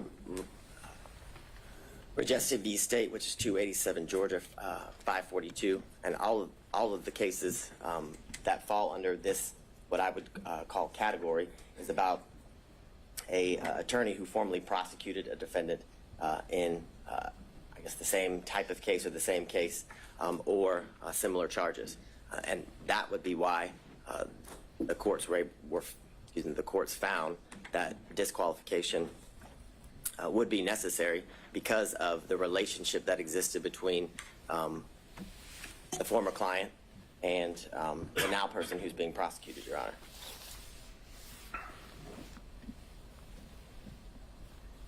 The next series of slides just goes through what has been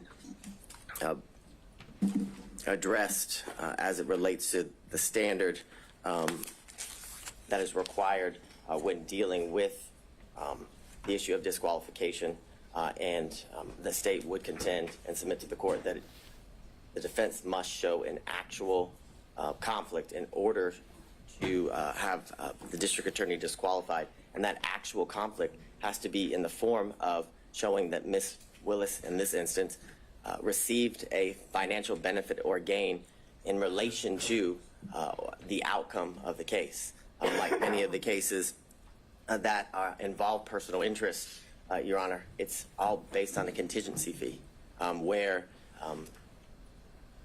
how much they're paid, or a bonus, for example, is dependent upon the outcome of the case. That's how one is to show that there's a personal interest in the case. We have none of that here. And I would submit to the court, we have absolutely no evidence that Ms. Willis received any financial gain or benefit. The testimony was that Ms. Willis paid all of the money back in cash as related to the trips, and if didn't pay back in cash, it was all right. Let me explore this one a little bit. Mm-hmm. So, in addition to you're saying it's only an actual conflict. Are you also saying that it's only if a financial interest is affecting the final result, the outcome? That's the only one we should be worried about? Or is it that the prosecution as a whole is what we should be looking at in terms of a stake? So what I'm thinking of, I'm just going to try and come up with some hypos here. What if ADAs are given a bonus for every motion to suppress they win, $1,000 per Fourth Amendment claim they win? Well, now they've got an incentive, if one of their officers is lying, not to tell you about it, because they want to win that motion to suppress. But maybe that doesn't affect the outcome, because you can win a motion to suppress or lose it, and that doesn't decide whether it's going to be a guilty or not guilty verdict. But doesn't that affect the prosecution of the case, if not the outcome? Yes, I would definitely agree that that would be an instance where disqualification would be necessary and appropriate, because it's a situation that involves a contingency fee, and I would submit to the court that it actually does end up affecting. It could, based on how important the motion to suppress is, right? But if it's some immaterial, I don't know. But I guess, so you're saying it's maybe not so much just whether it's a guilty or not guilty dismissal, no pros at the end of the day. It is actually the conduct of the prosecution that should be looked at throughout the course of the prosecution. Correct, as it relates to how it affects the prosecution, which I would submit to the court ultimately is going to affect the end outcome of the case. If you have a contingency fee based on winning, or how, if you win a motion to suppress and if you win, you get, a bonus, as Your Honor referenced. I think that is ultimately going to affect the end outcome of the case, because, as Your Honor just said, if there's an instance where an officer is lying, or where there isn't a good faith to go forward with that motion, the prosecutor would go forward with regardless, because of the contingency fee, which not only affects the prosecution at that point of the proceedings, but ultimately is going to affect the entire case, because if they were to win a motion to suppress, or I guess the motion would be denied and the evidence wasn't suppressed, knowing that they didn't have a good faith basis to go forward affects the ultimate outcome of the case. So I think it's twofold, as Your Honor has referenced. I think it's at that part of the procedure or the proceedings would definitely qualify for a reason necessary to disqualify a prosecuting agency, but ultimately that action during the procedure will lead to the ultimate outcome of the case being or hinging upon a contingency fee like the ones in the cases referenced by counsel and the state that are on the screen. So getting into the language again, what you just had up there with greater amusements and amusement sales. Greater amusements is one of those. You refer to the appearance of conflict as dicta. Why do you think that's dicta? I think the quote from that one is, it guarantees at least the appearance of a conflict of interest. Why is that dicta? It seems very central to the holding in the case. Because I don't disagree with Your Honor, but in that case, an actual conflict was found and the They appearance. didn't find that. I would disagree with Your Honor. My reading of the case is that an actual conflict was found, but because of that actual conflict, an appearance of impropriety was seen. And that's the reference, or why the state referenced that case in relation to the argument that an actual conflict is required.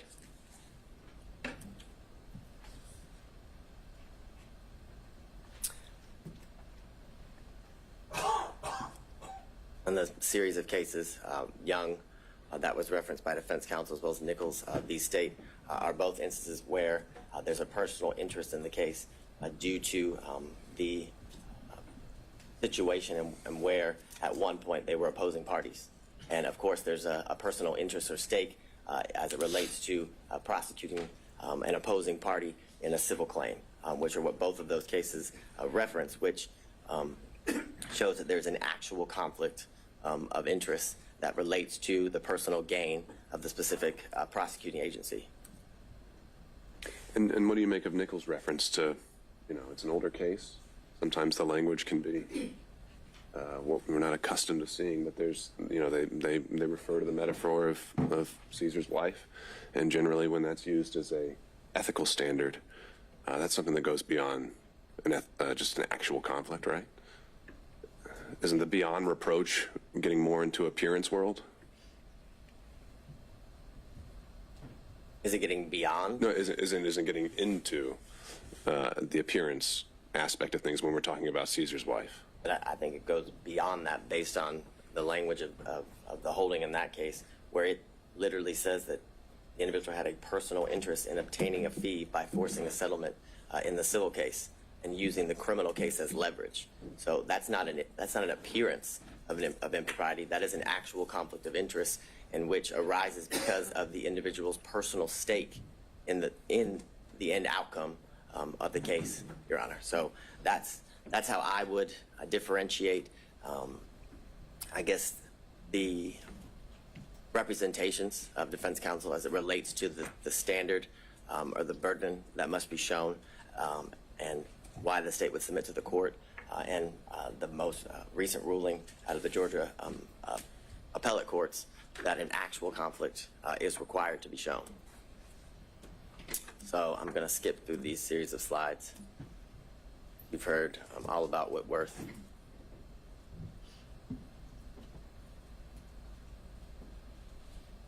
So I go back to what we referenced earlier, what's been referenced by all parties, that the grounds in which a district attorney can be disqualified is where a conflict of interest is found, and where there's forensic misconduct that is found. Those are the two grounds that are to be, I guess, are within the purview of the court as it relates to the issues here.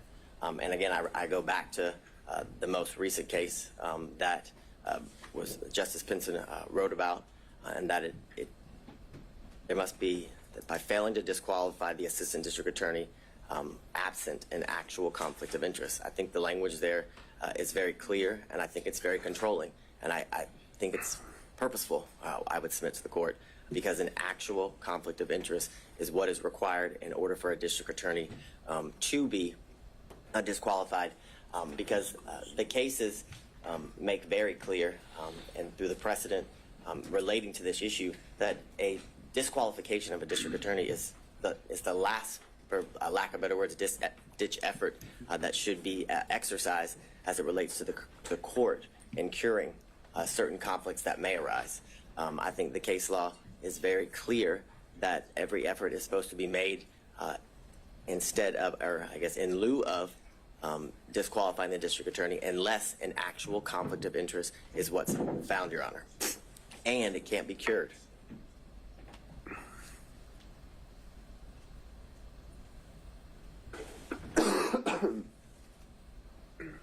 So what I would reference to the court, as was brought up earlier in Lyons v. State, 271 Georgia 639, a 1999 case where it talks about a theoretical or speculative conflict will not impugn a conviction meaning that speculation, conjecture, things of that nature, assumptions are not enough for anything to arise to an actual conflict. And what I would submit to the court as well, that goes to the fact that what it has to be shown is an actual conflict.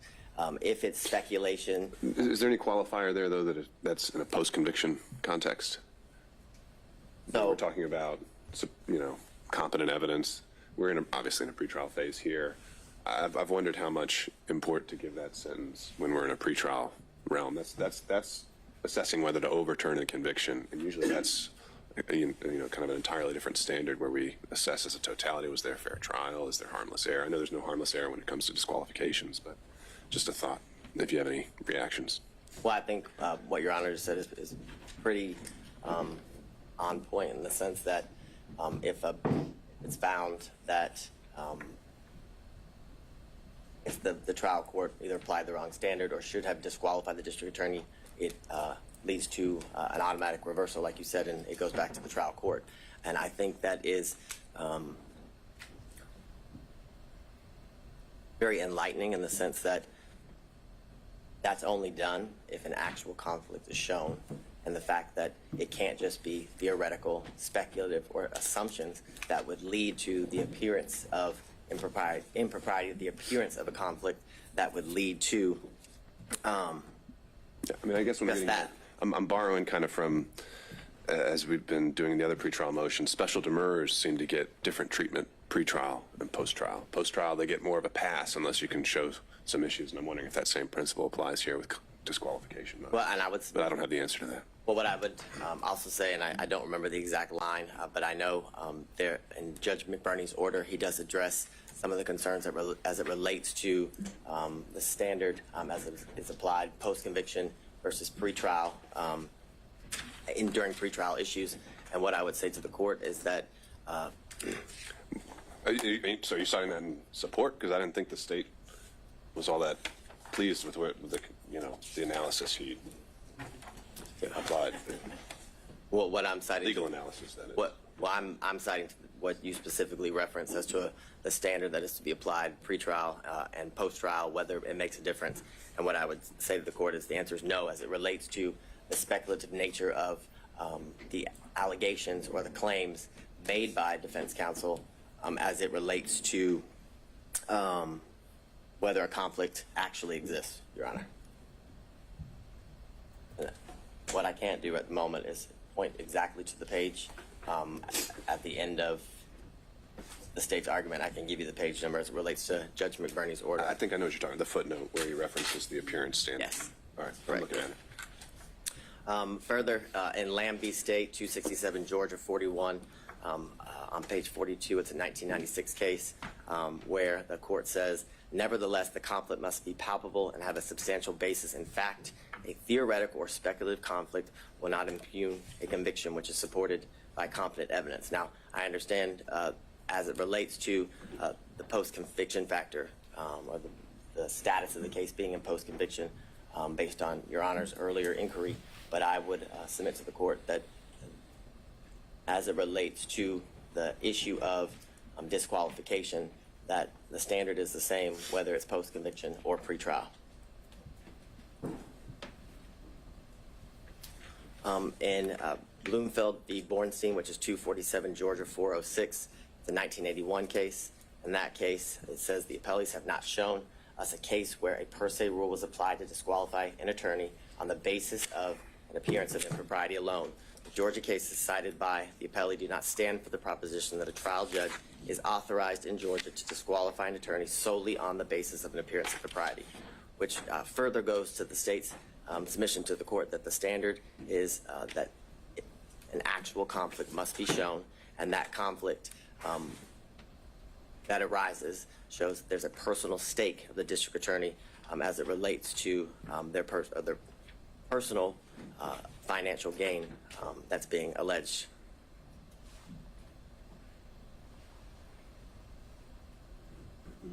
So in the case that's been referenced by all parties here today, Whitworth v. State, 275 Georgia, Appeal 790, It's a 2005 case. In that case, it says Whitworth's complaints are largely based on speculation and conjecture. Applying any evidence standard to the record, it is clear that the trial court did not abuse its discretion in denying Whitworth's motion to disqualify Morgan based upon his personal interest in his conviction. Aren't we past the speculation and conjecture aspect of this, though? I mean, the original and the core of the financial allegation was that there is a relationship and that money has changed hands. There's maybe still an open question of where the ledger stands, but I think it was conceded that that balance could run in one way or in the district attorney's favor. Is that contested? Yes. What's not contested is that a relationship did develop between And that purchases were made back and forth. That's the state's position. that it's the state's position, but they were made back and forth. The purchases were made back and forth, either to equal the money that was spent by one party or the other, and if that wasn't done, cash was exchanged in order to equal the costs that were paid by either one of the parties. Right. But that's a facted issue, whether it was, split even, or whether it goes a little bit one way or another, or whether it's all the way $10,000 one way or another. That's a fact and issue as a result of the hearing, but it's no longer just the theory that money changed hand is no longer speculation or conjecture.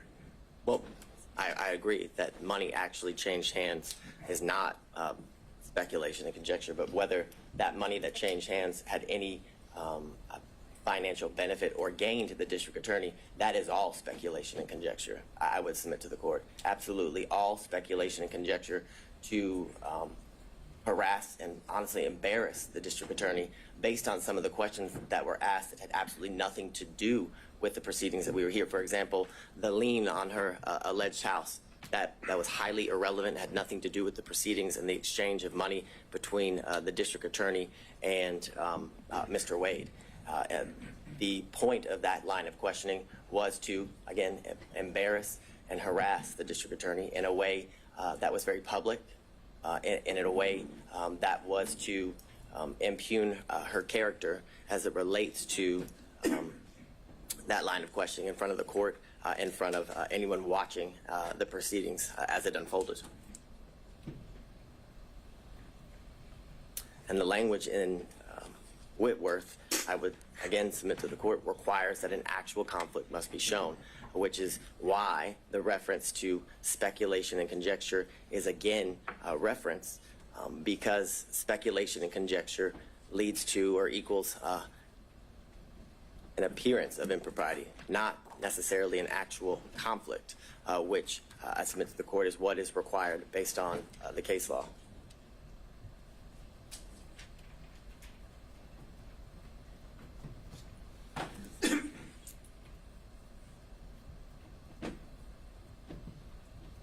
So in State v. Sutherland, which is 190 Georgia Appeals 606, it's a 1989 case, and it says, while the prosecuting officers should see that no unfair advantage is taken of the accused, yet he is not a judicial officer. Those who are required to exercise judicial function in the case are the judge and the jury. The public prosecutor is necessarily a partisan in the case. If we were compelled to proceed with the same circumspection as the judge and jury, there would be an end to the conviction of criminals, which goes to the premise that the appearance of impropriety is to apply to judges, not prosecutors. Because if that standard was to be applied in the manner in which the Sutherland case is referencing, then there would never be a criminal prosecution, because the state is always going to appear biased as it relates to getting justice for the victims or righting the wrong as it relates to the crimes in which the defendant is been indicted or accused of.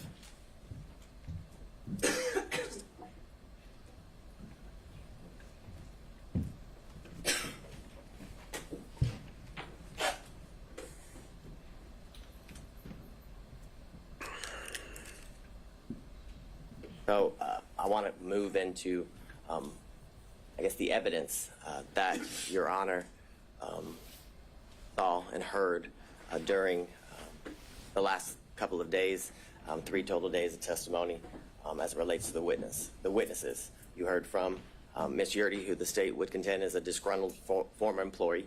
You heard from Terrence Bradley, also someone who is a disgruntled former partner. The text messages in the state's opinion show that he is vengeful. You heard from his own testimony here sitting before the court that all he did was speculate, and any information that he had and garnered and then passed on to Ms. Merchant was mere speculation. I believe he said that over and over again when asked if he had personal knowledge. My recollection is around 15 times he said he had absolutely no personal knowledge of a romantic relationship between the DA and Mr. Wade.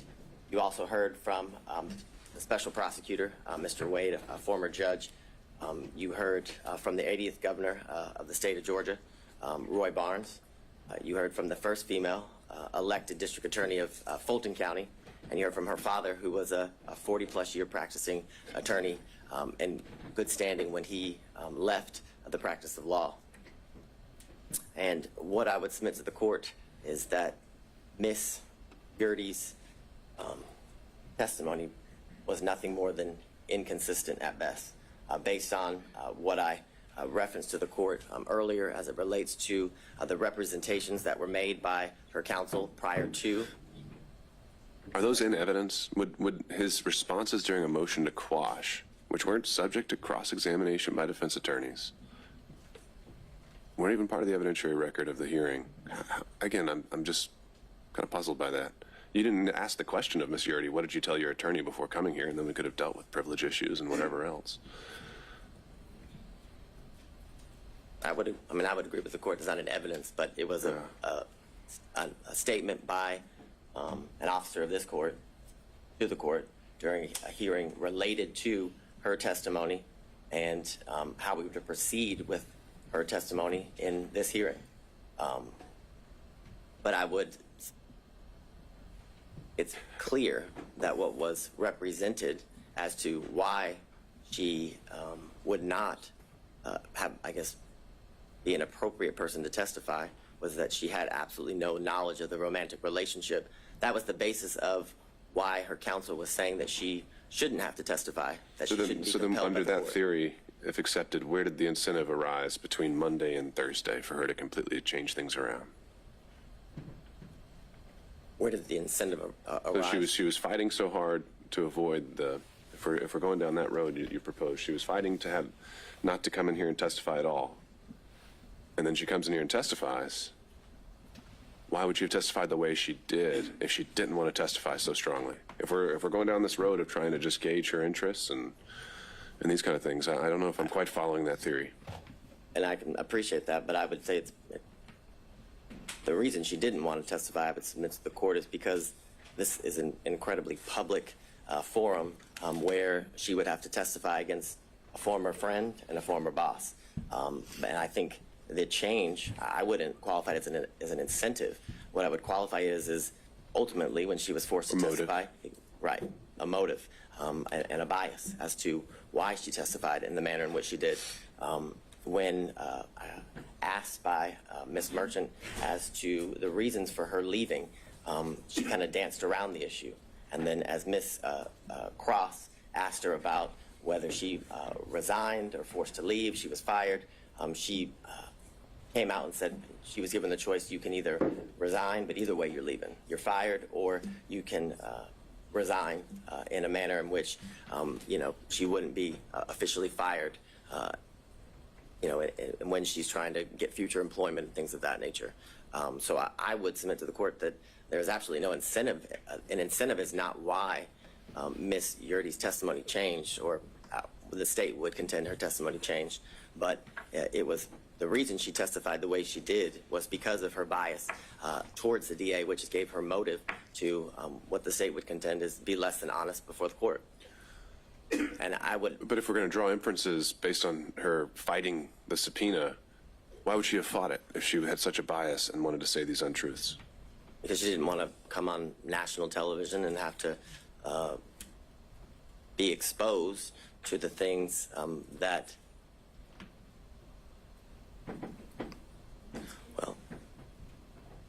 I don't know anybody who wants to testify before a court in a normal trial, a normal proceeding, but one of what I would qualify in this high profile of a nature, where everybody would be able to watch and learn what she has to say as it unfolds in the courtroom. And I'd further submit to the court there is reference to she left the DA's office in the text message that were submitted in, I believe, what is it, Defense Exhibit 39, that it's because she released confidential information in the DA's office, from the DA's office, that led to her firing, that she wasn't. And I know I'm just because it's more conversational, which I appreciate. I know I might be getting you off script, so I don't want to use up all your time if you need to get through some other things. Next, Terrence Bradley, and I believe the one thing that the state and defense counsel can agree on, that he was less than honest at times during the proceeding and during his testimony. He, when pressed or asked by Mr. Sadow why he was fired, he basically chalked it up to a dispute between partners in a business. But when pressed by Ms. Cross, it was clear that that wasn't the reason. And what I would submit to the court, what has been referenced by defense counsel as baffling as to why the state would go into such a topic area. The state, as all counsel has when appearing before the court, has a duty of candor.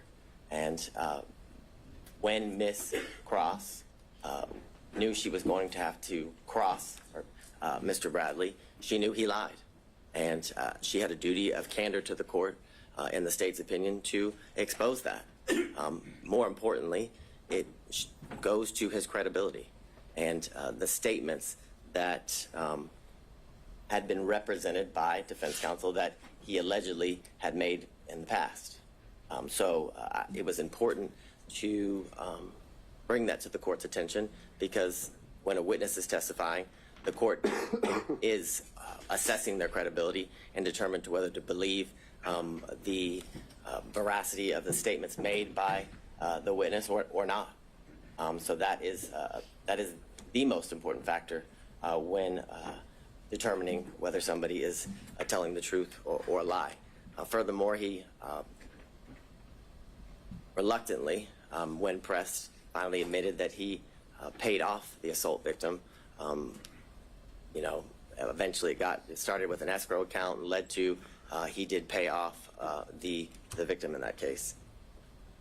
He testified over a span of 3 days, and like I referenced to the court, he must have said 15 times that he had no personal firsthand knowledge as it relates to the relationship between Ms. Willis and Mr. Wade. More importantly, when pressed by counsel, he could not pinpoint a time in which he knew that the relationship occurred.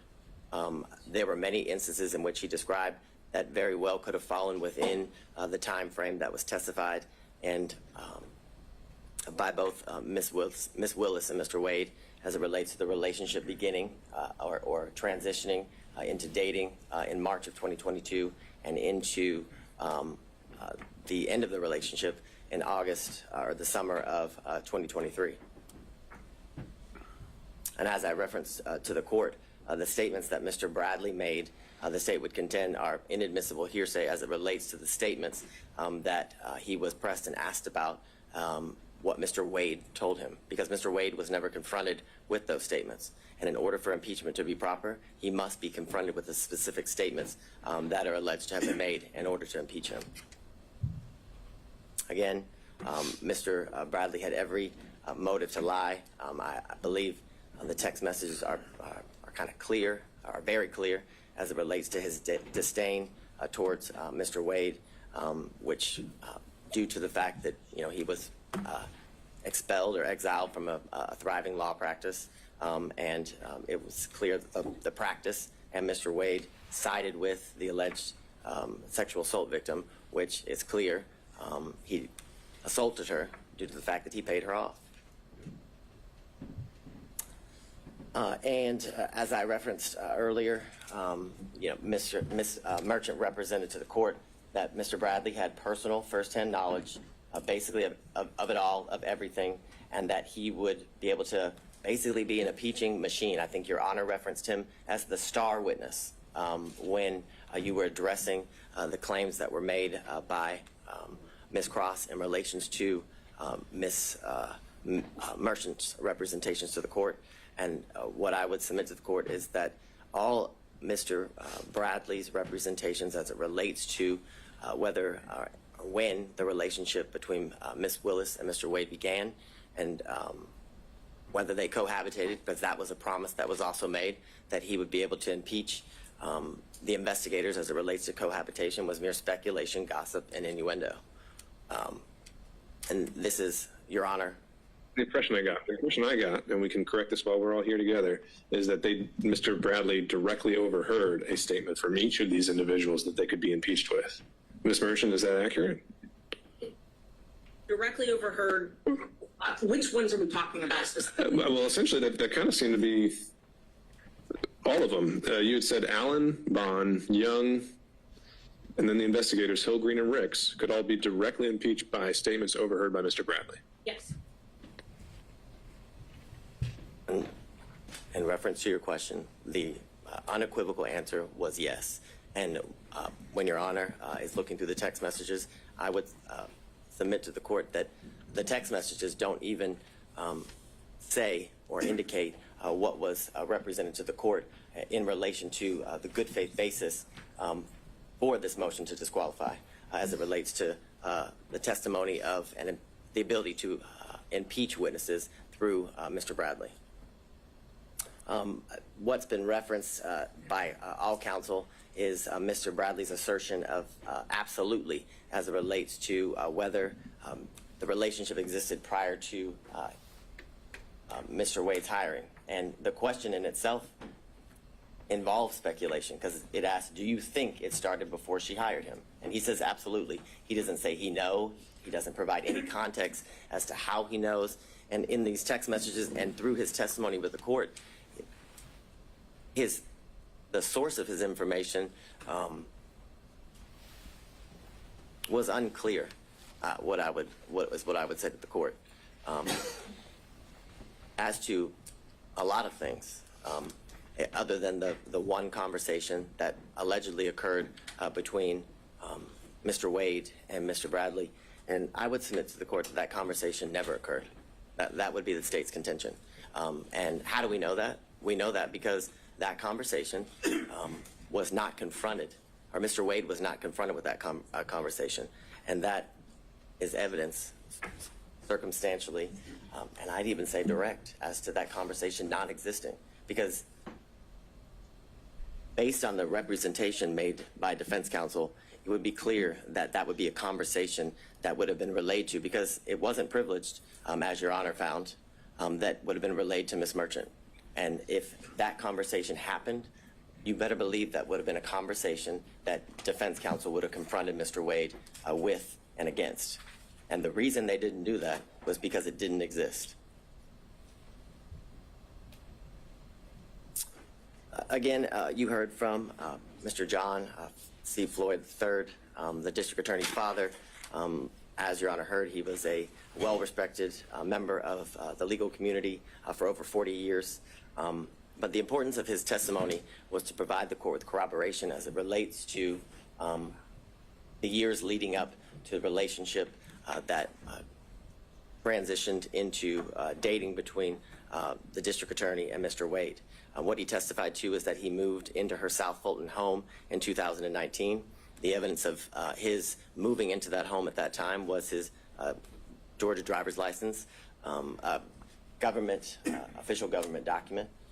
He further testified that not only did it wasn't that just Ms. Willis and himself live at the South Fulton home, but that he often would see on numerous occasions the significant other of Ms. Willis that was not Mr. Wade.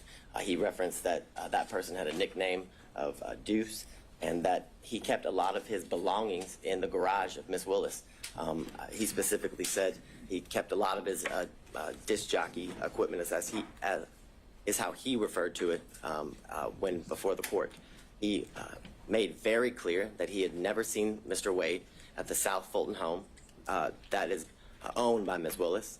He made clear that he lived in that home with Miss Willis and Miss Willis alone, other than her two daughters who would occasionally visit that home until after February of 2021. But what precipitated the soon move of Miss Willis to what I would reference as safe houses for her protection was a protest that occurred before her home in February of 2021. He then expressed to the court that Miss Willis moved in the spring of 2021, and that due to these threats that were taken very seriously, he had only seen his child 13 times. He said, in reference to the questions by defense counsel that were in a, and I'm just going to be straight up with the court, they were trying to make Miss Willis a liar, what is how I would submit to the court, in the sense that she testified that she was concerned for her safety and her family's safety, which included her father and her daughters, and that Mr. Floyd remaining in that home kind of rebutted all of that, made it so it wasn't true. But he testified that he stayed in the home because it was a home that she had put her blood, sweat, and tears in and was able to buy, and that he stayed in the home because there was constant officer presence. He told the court that he bought extra security equipment. He even went as far to tell the court that he slept in different rooms on different nights because he felt his safety was in such a concern. So I would submit to the court that line of questioning was done in an attempt to discredit Miss Willis, but failed. Would be how the state would characterize it. Then he testified about the first time that he did meet Mr. Wade, which is in 2023 here at the district attorney's office, and he talked about how he kept cash in his home and why Miss Willis kept cash in his home. And what the court should take note of is the state didn't ask Mr. Floyd about the cash in his home. That came out through the cross-examination of defense counsel. So there was, I guess, an implication that Mr. Floyd only did so due through his preparation with the state and his hearing and seeing news articles and clips related to the testimony that had occurred prior to him. But I would submit to the court that it's telling that that information came out through questions that were asked by defense counsel, which gives credibility to the statements that were made. And he further explained as to why he taught his daughter to keep cash in the home as it relates to financial independence and having a safety net. It was further testified that he had multiple safes and that he gave Miss Willis his first lockbox, or her first lockbox, for situations as she described when she was testifying. And what I want to make clear is during Ms. Willis's testimony, it was pressed about the cash and where she kept it, and did it follow her, where she laid her head, and things of that nature, trying to further discredit the practice that she had as it relates to keeping cash in her home and why she had the ability to pay cash to Mr. Wade and other people and for other situations. And what the court should take note of is that there was no evidence that controverted that at all. Where was the evidence that controverted Miss Willis's claim and practice of keeping cash in her home? There was none. In fact, the only evidence was it was substantiated through the testimony of her father, Mr. Floyd.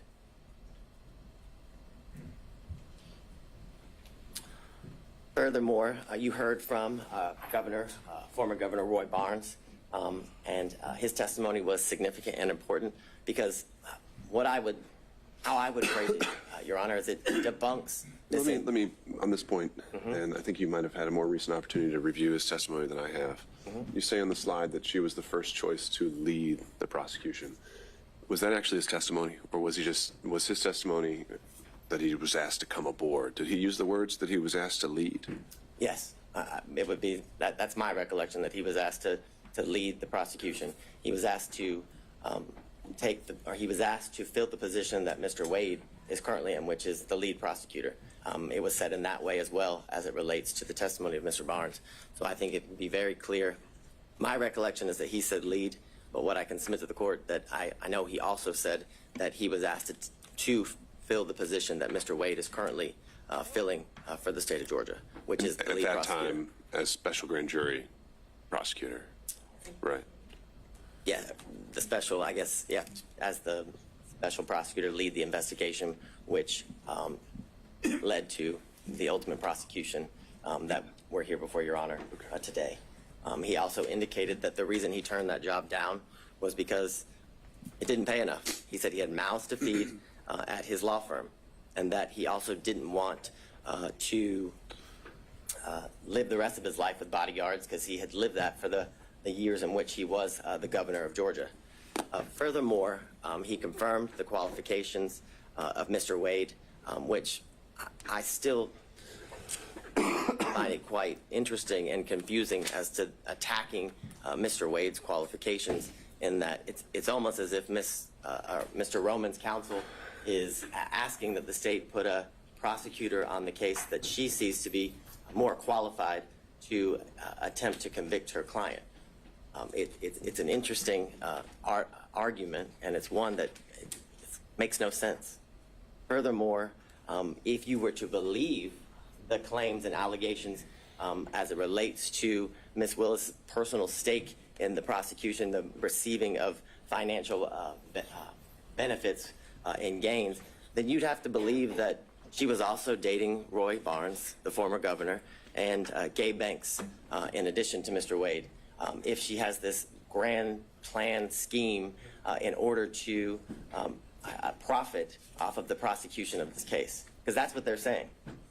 Or they're saying that she telepathically or prophetically was able to know that Mr. Barnes and Mr. Banks would turn down the position so she could then hire Mr. Wade. It's ridiculous. It's absurd, and it's desperate. It's a desperate attempt to remove a prosecutor from a case for absolutely no reason, Your Honor, other than harassment and embarrassment. This slide, and we've been through a lot of the testimony. And I should be clear there, it was not introduced in evidence that Mr. Banks turned her down, right? How's that part of the record? Well, I'd ask the court to take judicial notices, has been asked repeatedly. Unless the district attorney had testified to that. I don't recall offhand. I will be frank with the court. I don't recall if Ms. Willis testified to that exact fact, but I know that Mr. Banks represented that to the court during Monday's hearing as it relates to the allegations that were made. I understand Your Honor's position as it relates to that. I'm just trying to make sure we know exactly what is in the evidence and is not, but regardless, I think your point is made. I think it's an evidence of the record as it relates to, I guess, the issues that led up to the actual hearing of this case. So I understand Your Honor's position, but it did come out during a proceeding that was prior to the actual hearing. This slide is just a chart showing kind of the testimony of both the district attorney, Ms. Willis, and Mr. Wade, as it relates to how they met, how or when Mr. Wade became the special prosecutor, when their relationship evolved into a romantic one, talking about the trips in which they took after their relationship evolved into one that became romantic, and when it ended. And what, again, I would submit to the court is that those facts were consistent, and the only person who contradicted that when the relationship started was Ms. Yurdy. And what I would bring to the court's attention is that it was represented to the court that Ms. Yurdy was a witness other than Mr. Bradley who could bring to the forefront this issue of cohabitation. And when pressed and when asked about it, Ms. Shirley had absolutely no information as it relates to this alleged cohabitation. It was false. She said she had no information. She was asked about trips. She said she had no information about the trips. Yet, she's such a good friend that Ms. Willis confirmed each year that Mr. Wade and her continue to be in a relationship 2019, 2020, 2021, until their relationship ended due to her forced resignation and splintering of their friendship, Your Honor. I guess several exhibits obviously were tendered in. Most of them were exhibits that came from the sealed divorce of Mr. Wade and Ms. Jocelyn Wade, contracts for legal services, trip itineraries, and the text messages. And I would specifically reference prior to today, the only text messages that were before Your Honor were Defense Exhibits 26 and 27, which it's the assertion of defense counsel that what those show is that Mr. Bradley had information as it relates to the relationship starting prior to March of 2022, and that's just false. Those text messages do not contain that. It does not pinpoint, just as Mr. Bradley couldn't, when the relationship actually started. And furthermore, you have the testimony and the evidence of the text messages that it was mere speculation. If you, as Your Honor, reviews the full chain of text messages, it is clearly Ms. Merchant and Mr. Bradley going through what I can describe as nothing else other than a mere fishing expedition between the two of them at first, because it's asked about certain members of the DA's office who would have information as it relates to specifically, for one, Ms. Young. It is asked whether she would have information, and he had no idea. He said he assumed, he was speculating. And that is the same as each person that was subpoenaed in reference in the text messages. All of that was speculation. And you know it was speculation because not a single one of them testified. That's telling. Because if it wasn't mere speculation, if it wasn't mere gossip, and if it wasn't mere conjecture, each one of those people who were subpoenaed would have been called to testify, like District Attorney Willis was, like Mr. Wade was, in order to be confronted and then impeached by Mr. Bradley. You've heard, obviously, about the phone records, and I have a maybe, because whether it comes into the purview of Your Honor as it relates to the determination Your Honor is to make as it relates to the disqualification of the district attorney. You also have the affidavit from the employee who worked at the winery who confirmed that Ms. Willis did, in fact, pay in cash up to more than $400. And I understand that this is part of the proffer of the state, but it's important because that is a witness who the state didn't go find. That is a witness who went to CNN in order to confirm what Ms. Willis testified to, further giving her statements credibility and credence before the court. You heard about... Well, before we move on from that one, other than the foundational concerns, would you have a response to the proffer of the cell phone records? I have, I'll get to that now. I was going to get to it later, but I have several foundational concerns as it relates to the cell phone records. I don't think I've ever, as Mr. Sadow's motion makes very clear, the state uses cell phone records routinely. And I would agree with that. We use them routinely. But we use them with an expert. And they're always challenged. Right. So, like I said, in the interest of time, setting aside the foundational concerns. Oh, I thought you were asking about them. No. Focusing on the substance of them, assuming that it would be admissible in the guise that he's proffered. Maybe you have that further up, but what's the reaction to that? So what I would say initially is that due to the fact that they were analyzed by someone who was a non-expert, the analyzation of those cell phone records were not properly peer-reviewed. They were not, it's clear from the state's review that the normal practices that are used to check the use of which kind of data is being used. In reference to the two specific dates, I believe it's September 10th and 11th and November 29th and 30th, the affidavit that is used to say that Mr. Wade remains at Ms. Willis's or in the area of Hateville, because again, during the hearing, the address for the Yurdy condo never came out. It was just that it was the Hateville condo. The actual phone number for Mr. Wade was never established. And the documents that were provided to the state that were certified business records did not have a subscriber page. So we have no idea that the number belongs to Mr. Wade. Now, I understand Your Honor wants to look past the foundational issues, and I can appreciate that. But the foundational stuff is very important as it relates to the admissibility of the records. No doubt about that. But if somewhere, how they were able to survive those foundational concerns, do you have any reaction?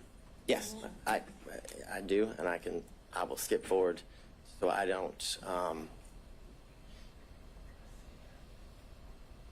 So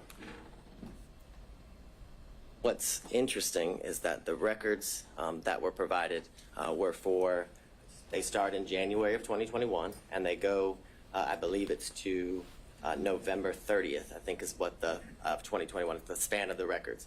And you heard from all of the witnesses, including Ms. Yurdy, that Ms. Willis did not move into the Hateville address until April of 2021.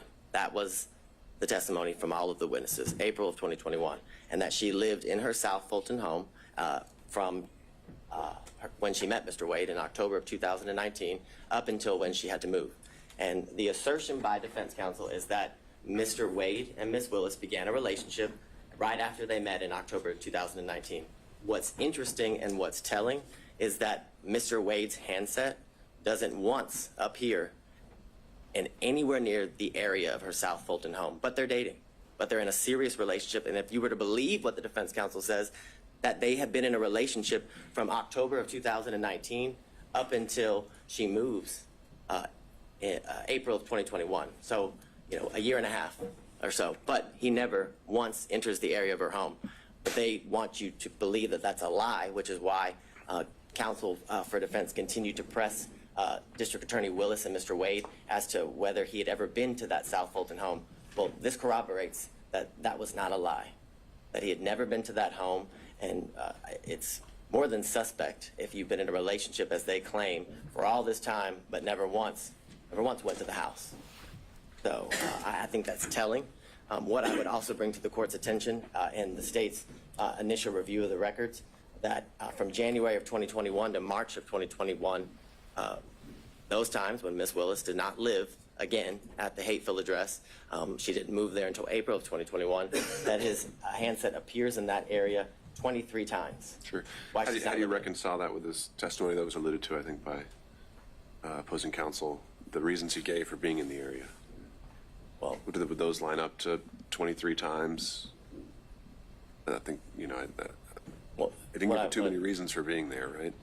Well, I think that's the point. I would say yes, that is the point. He referenced that that's an area that it was not uncommon for him to be in, and clearly that is the case because Ms. Willis didn't live in that area. So again, it's further corroboration as to what Mr. Wade indicated to the court. And after Ms. Willis moved into the condo in April of 2021, they appeared 35 times. Now, I want to make clear to the court, both Ms. Willis and Mr. Wade never denied that he had been to that condo before. The specific testimony that was elicited by Ms. Willis and Mr. Wade was that he had never laid his head, was the direct quote, at that condo, which these records don't prove that he laid his head anywhere. If you were to believe the analysis, or if you were to give credence to what the non-expert says as it relates to Mr. Wade's handset in September and November for the 3 to 4 hours that the phone is alleged to have remained, that doesn't disprove anything that was testified by both Mr. Wade and District Attorney Willis. It was that he visited there. The specific hours of their visits was not something that was pursued during the questioning of both of the parties. So what I would also submit to the court is that if you look at the days as it relates to in September and November, the use, the type of information that is used to make the plots for the longitude and latitude of the handset is data records. It's not voice records. It's not SMS or text messages.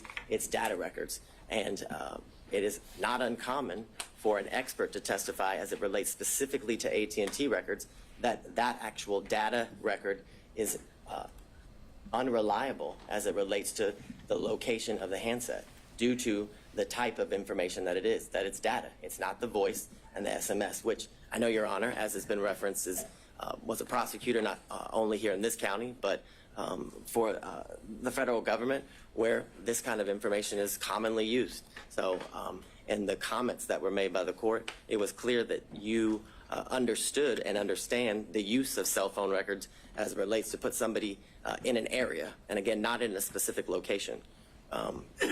I'd also bring to the court's attention as it relates to the validity of the affidavit and the analysis done by the expert that was hired by Mr. Sadow, is that not once does it reference the fact that AT&T records commonly have duplicate and triplicate entries within the call detail records.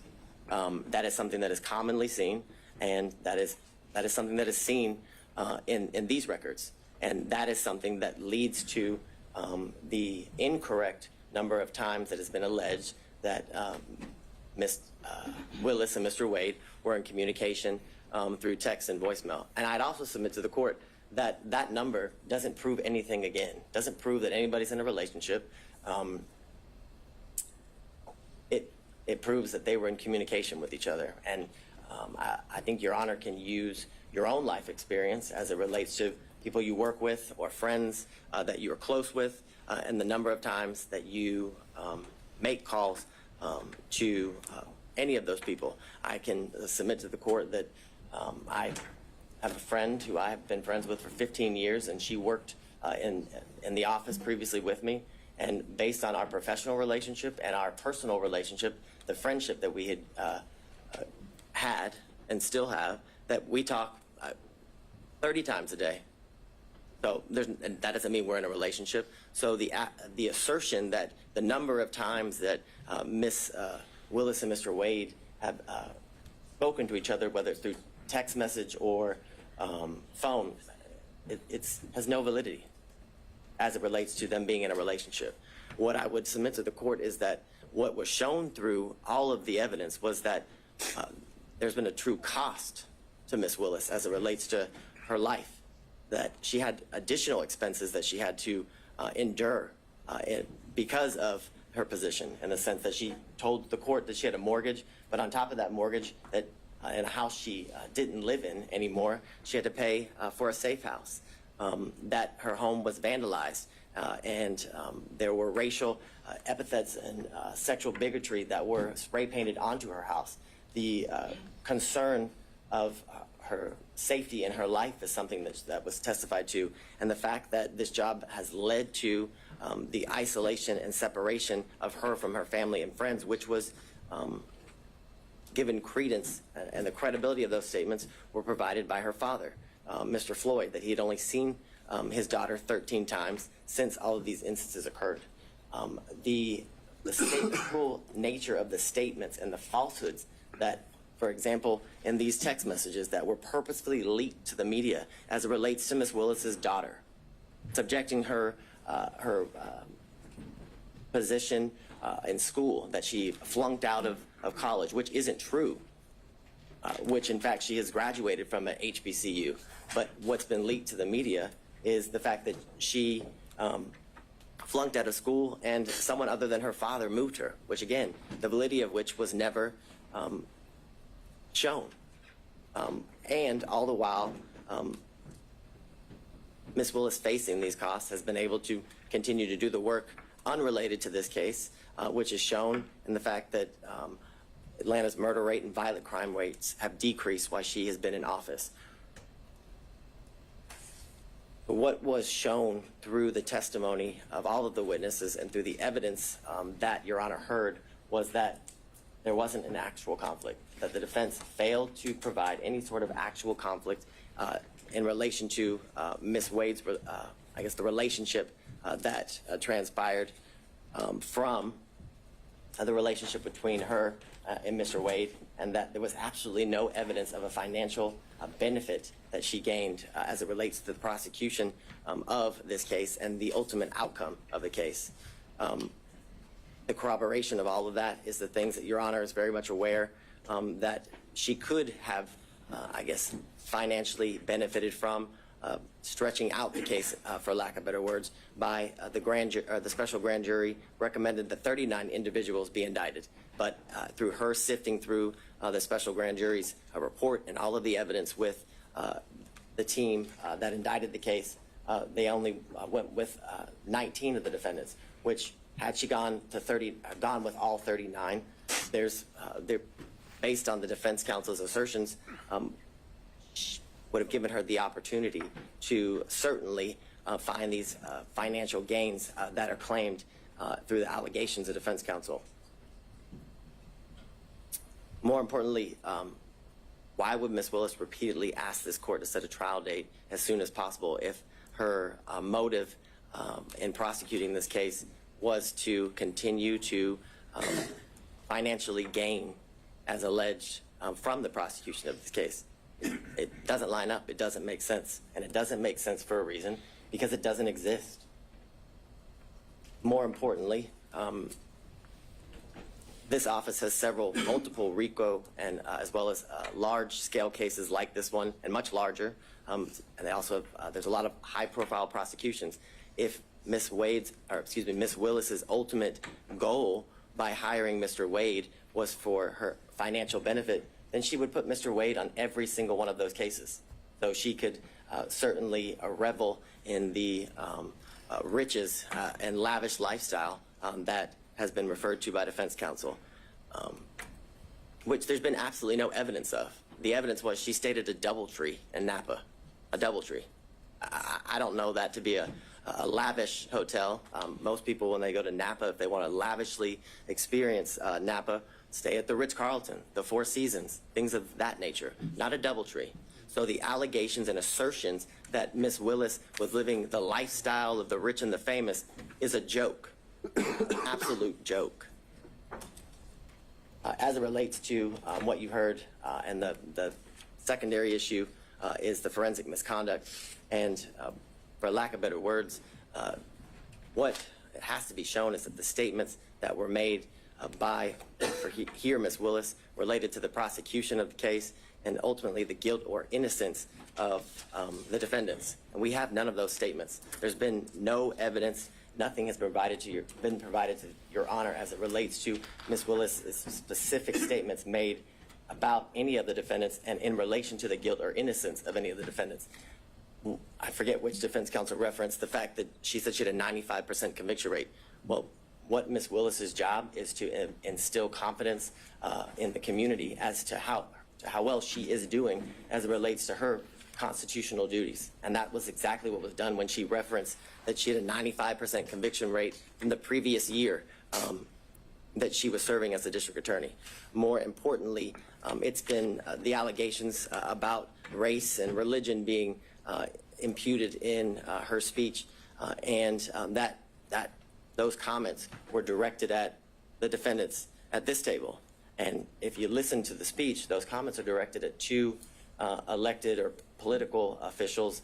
I believe it was Marjorie Taylor Greene and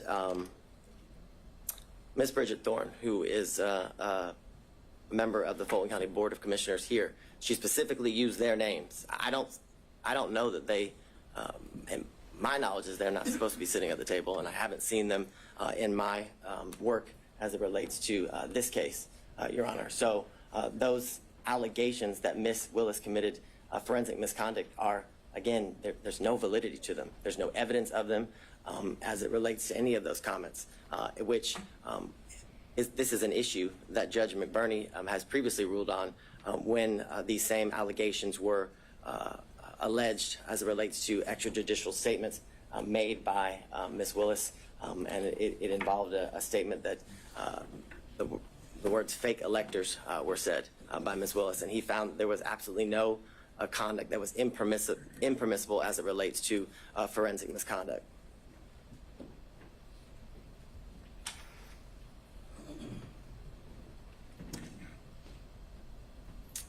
And I guess to drive home the point, at no point in any of the statements that were made and that are alleged here as it relates to the speech that she made at the church, at no point did she mention the guilt or innocence of any of the defendants. She, again, was merely responding to comments made by Marjorie Taylor Greene and Bridget Thorne, two other political officials, therefore making her comments not even close in the realm of any sort of forensic misconduct. What I find interesting is that defense counsel wants to make these allegations that Ms. Willis committed this forensic misconduct by the statements that she made in her defense as two unrelated, in this case, public officials criticized the job that she was doing. And, I find the hypocrisy interesting in the sense that we've had video proffers released to the media by defense counsel, emails between counsel released to the media by defense counsel, statements have been made by defense counsel in relation to this case. We had the unredacted version of the cell phone records of Mr. Wade released to the media by defense counsel with his private and personal information causing the threat of harm to both Ms. Willis and Mr. Wade to increase. The most recent instance was the text messages that Your Honor hadn't ruled on their admissibility prior to their release, and it was made clear during the hearings that the ability to get those, the full chain, was something that they were unable to do. But they figured a way, and the minute they figured a way, they released it, the information to the media, simultaneously with turning it over to the state and the court. For all the reasons obviously stated before Your Honor, that this motion should be denied because the legal requirements that are required in order for the district attorney to be disqualified have not been satisfied. The defendants have failed to raise any issue legally or factually to satisfy the legal standard for disqualification. They must show an actual conflict. They've been unable to show that the prosecution of this case was at all a result of political bias, which has been accused, or accusations have been made, as well as demonstrated that the prosecution of this case was motivated by any means or any way because of malicious prosecution. And they haven't been able to prove that this case was one of selected prosecution for political benefit or gain. All allegations that have been made during the course of different hearings and the procedures as it relates to this case. What I would leave the court with, and how the state started the argument, is that courts have been generally unreceptive, if not hostile, to attempts to disqualify prosecutors based on pervasive and institutional conflicts, which makes clear that the burden, that the standard is very, very high that must be met in order for an elected district attorney to be disqualified. And that burden, that standard has not been met. An actual conflict has not been shown. And more importantly, in conjunction with that, there's been absolutely no evidence that the district attorney has benefited financially at all, but benefited financially in conjunction with any outcome, whether it be now or ultimately as it relates to the prosecution of this case. And because of all those reasons, Your Honor, we would respectfully request you deny defense counsel's motion to disqualify the elected district attorney, Ms. Fani Willis. All right. Thank you, Mr. Abadi. Your Honor, I think we have 5 minutes and 44 seconds. That's what it says. Mr. Cromwell. I'll leave it. The, Oh, you, okay, handing it over. Understood. Mr. Sadow, all yours.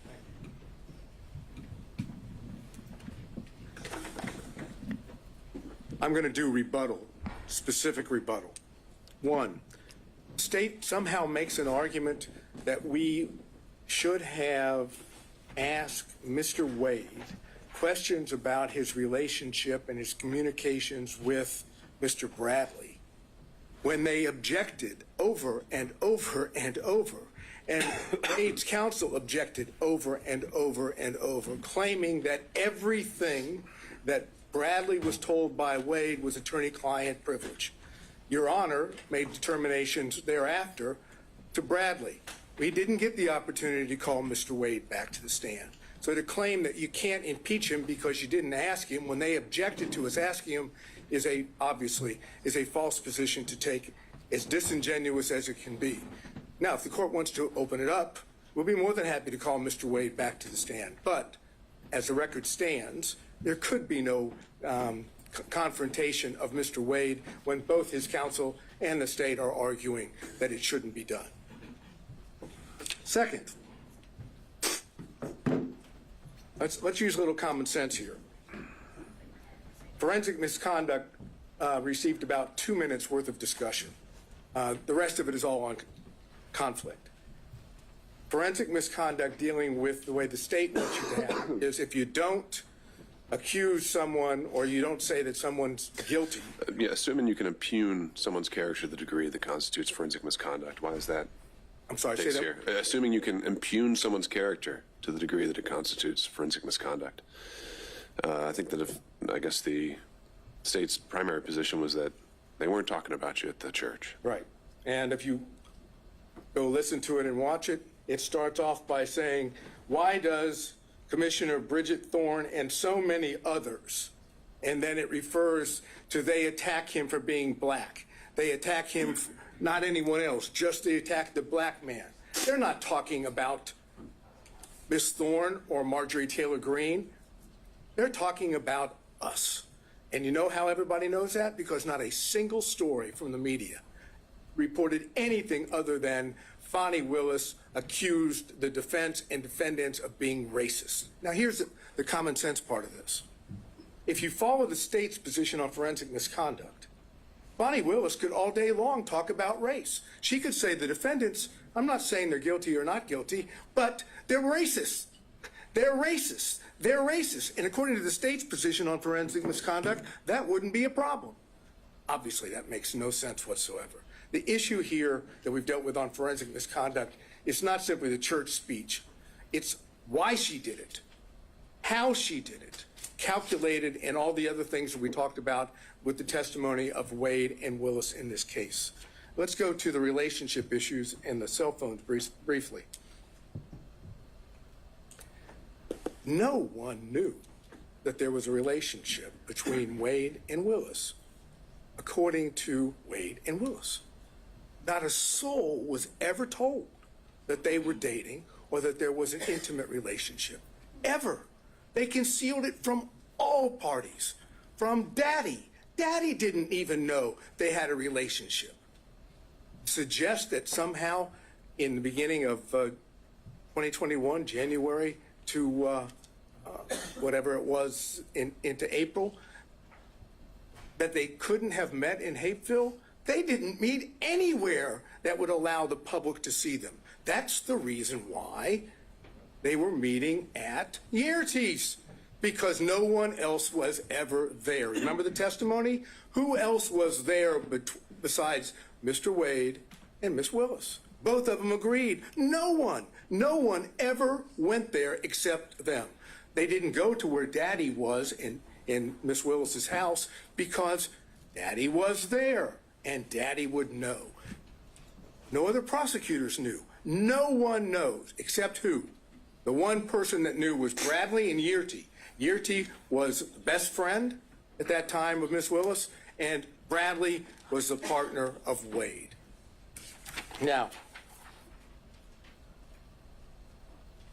the only way that the only way that Bradley can walk away from I have very little time, so I'll skip that. Let's go to something. Motive. That's an issue. Whose motive in this case is the strongest? Fani Willis, Nathan Wade. Because if they if they testify truthfully on every point. What happens if the relationship started before November 1st? They get disqualified.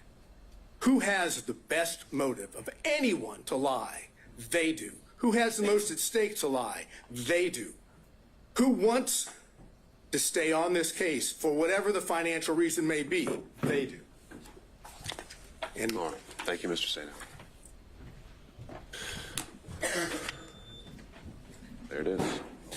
All right. Thank you, everybody. I think has been very much made clear by the argument and the made today is that there are several legal issues to sort through, several factual determinations that I have to make.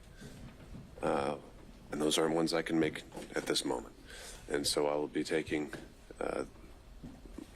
the time to make sure that I give this case the full consideration it's due. I hope to have an answer for everyone within the next 2 weeks. Until that point, if there are any other issues that come up, council can reach out and we'll have an order posted on the docket. Thank you all. We're off the record.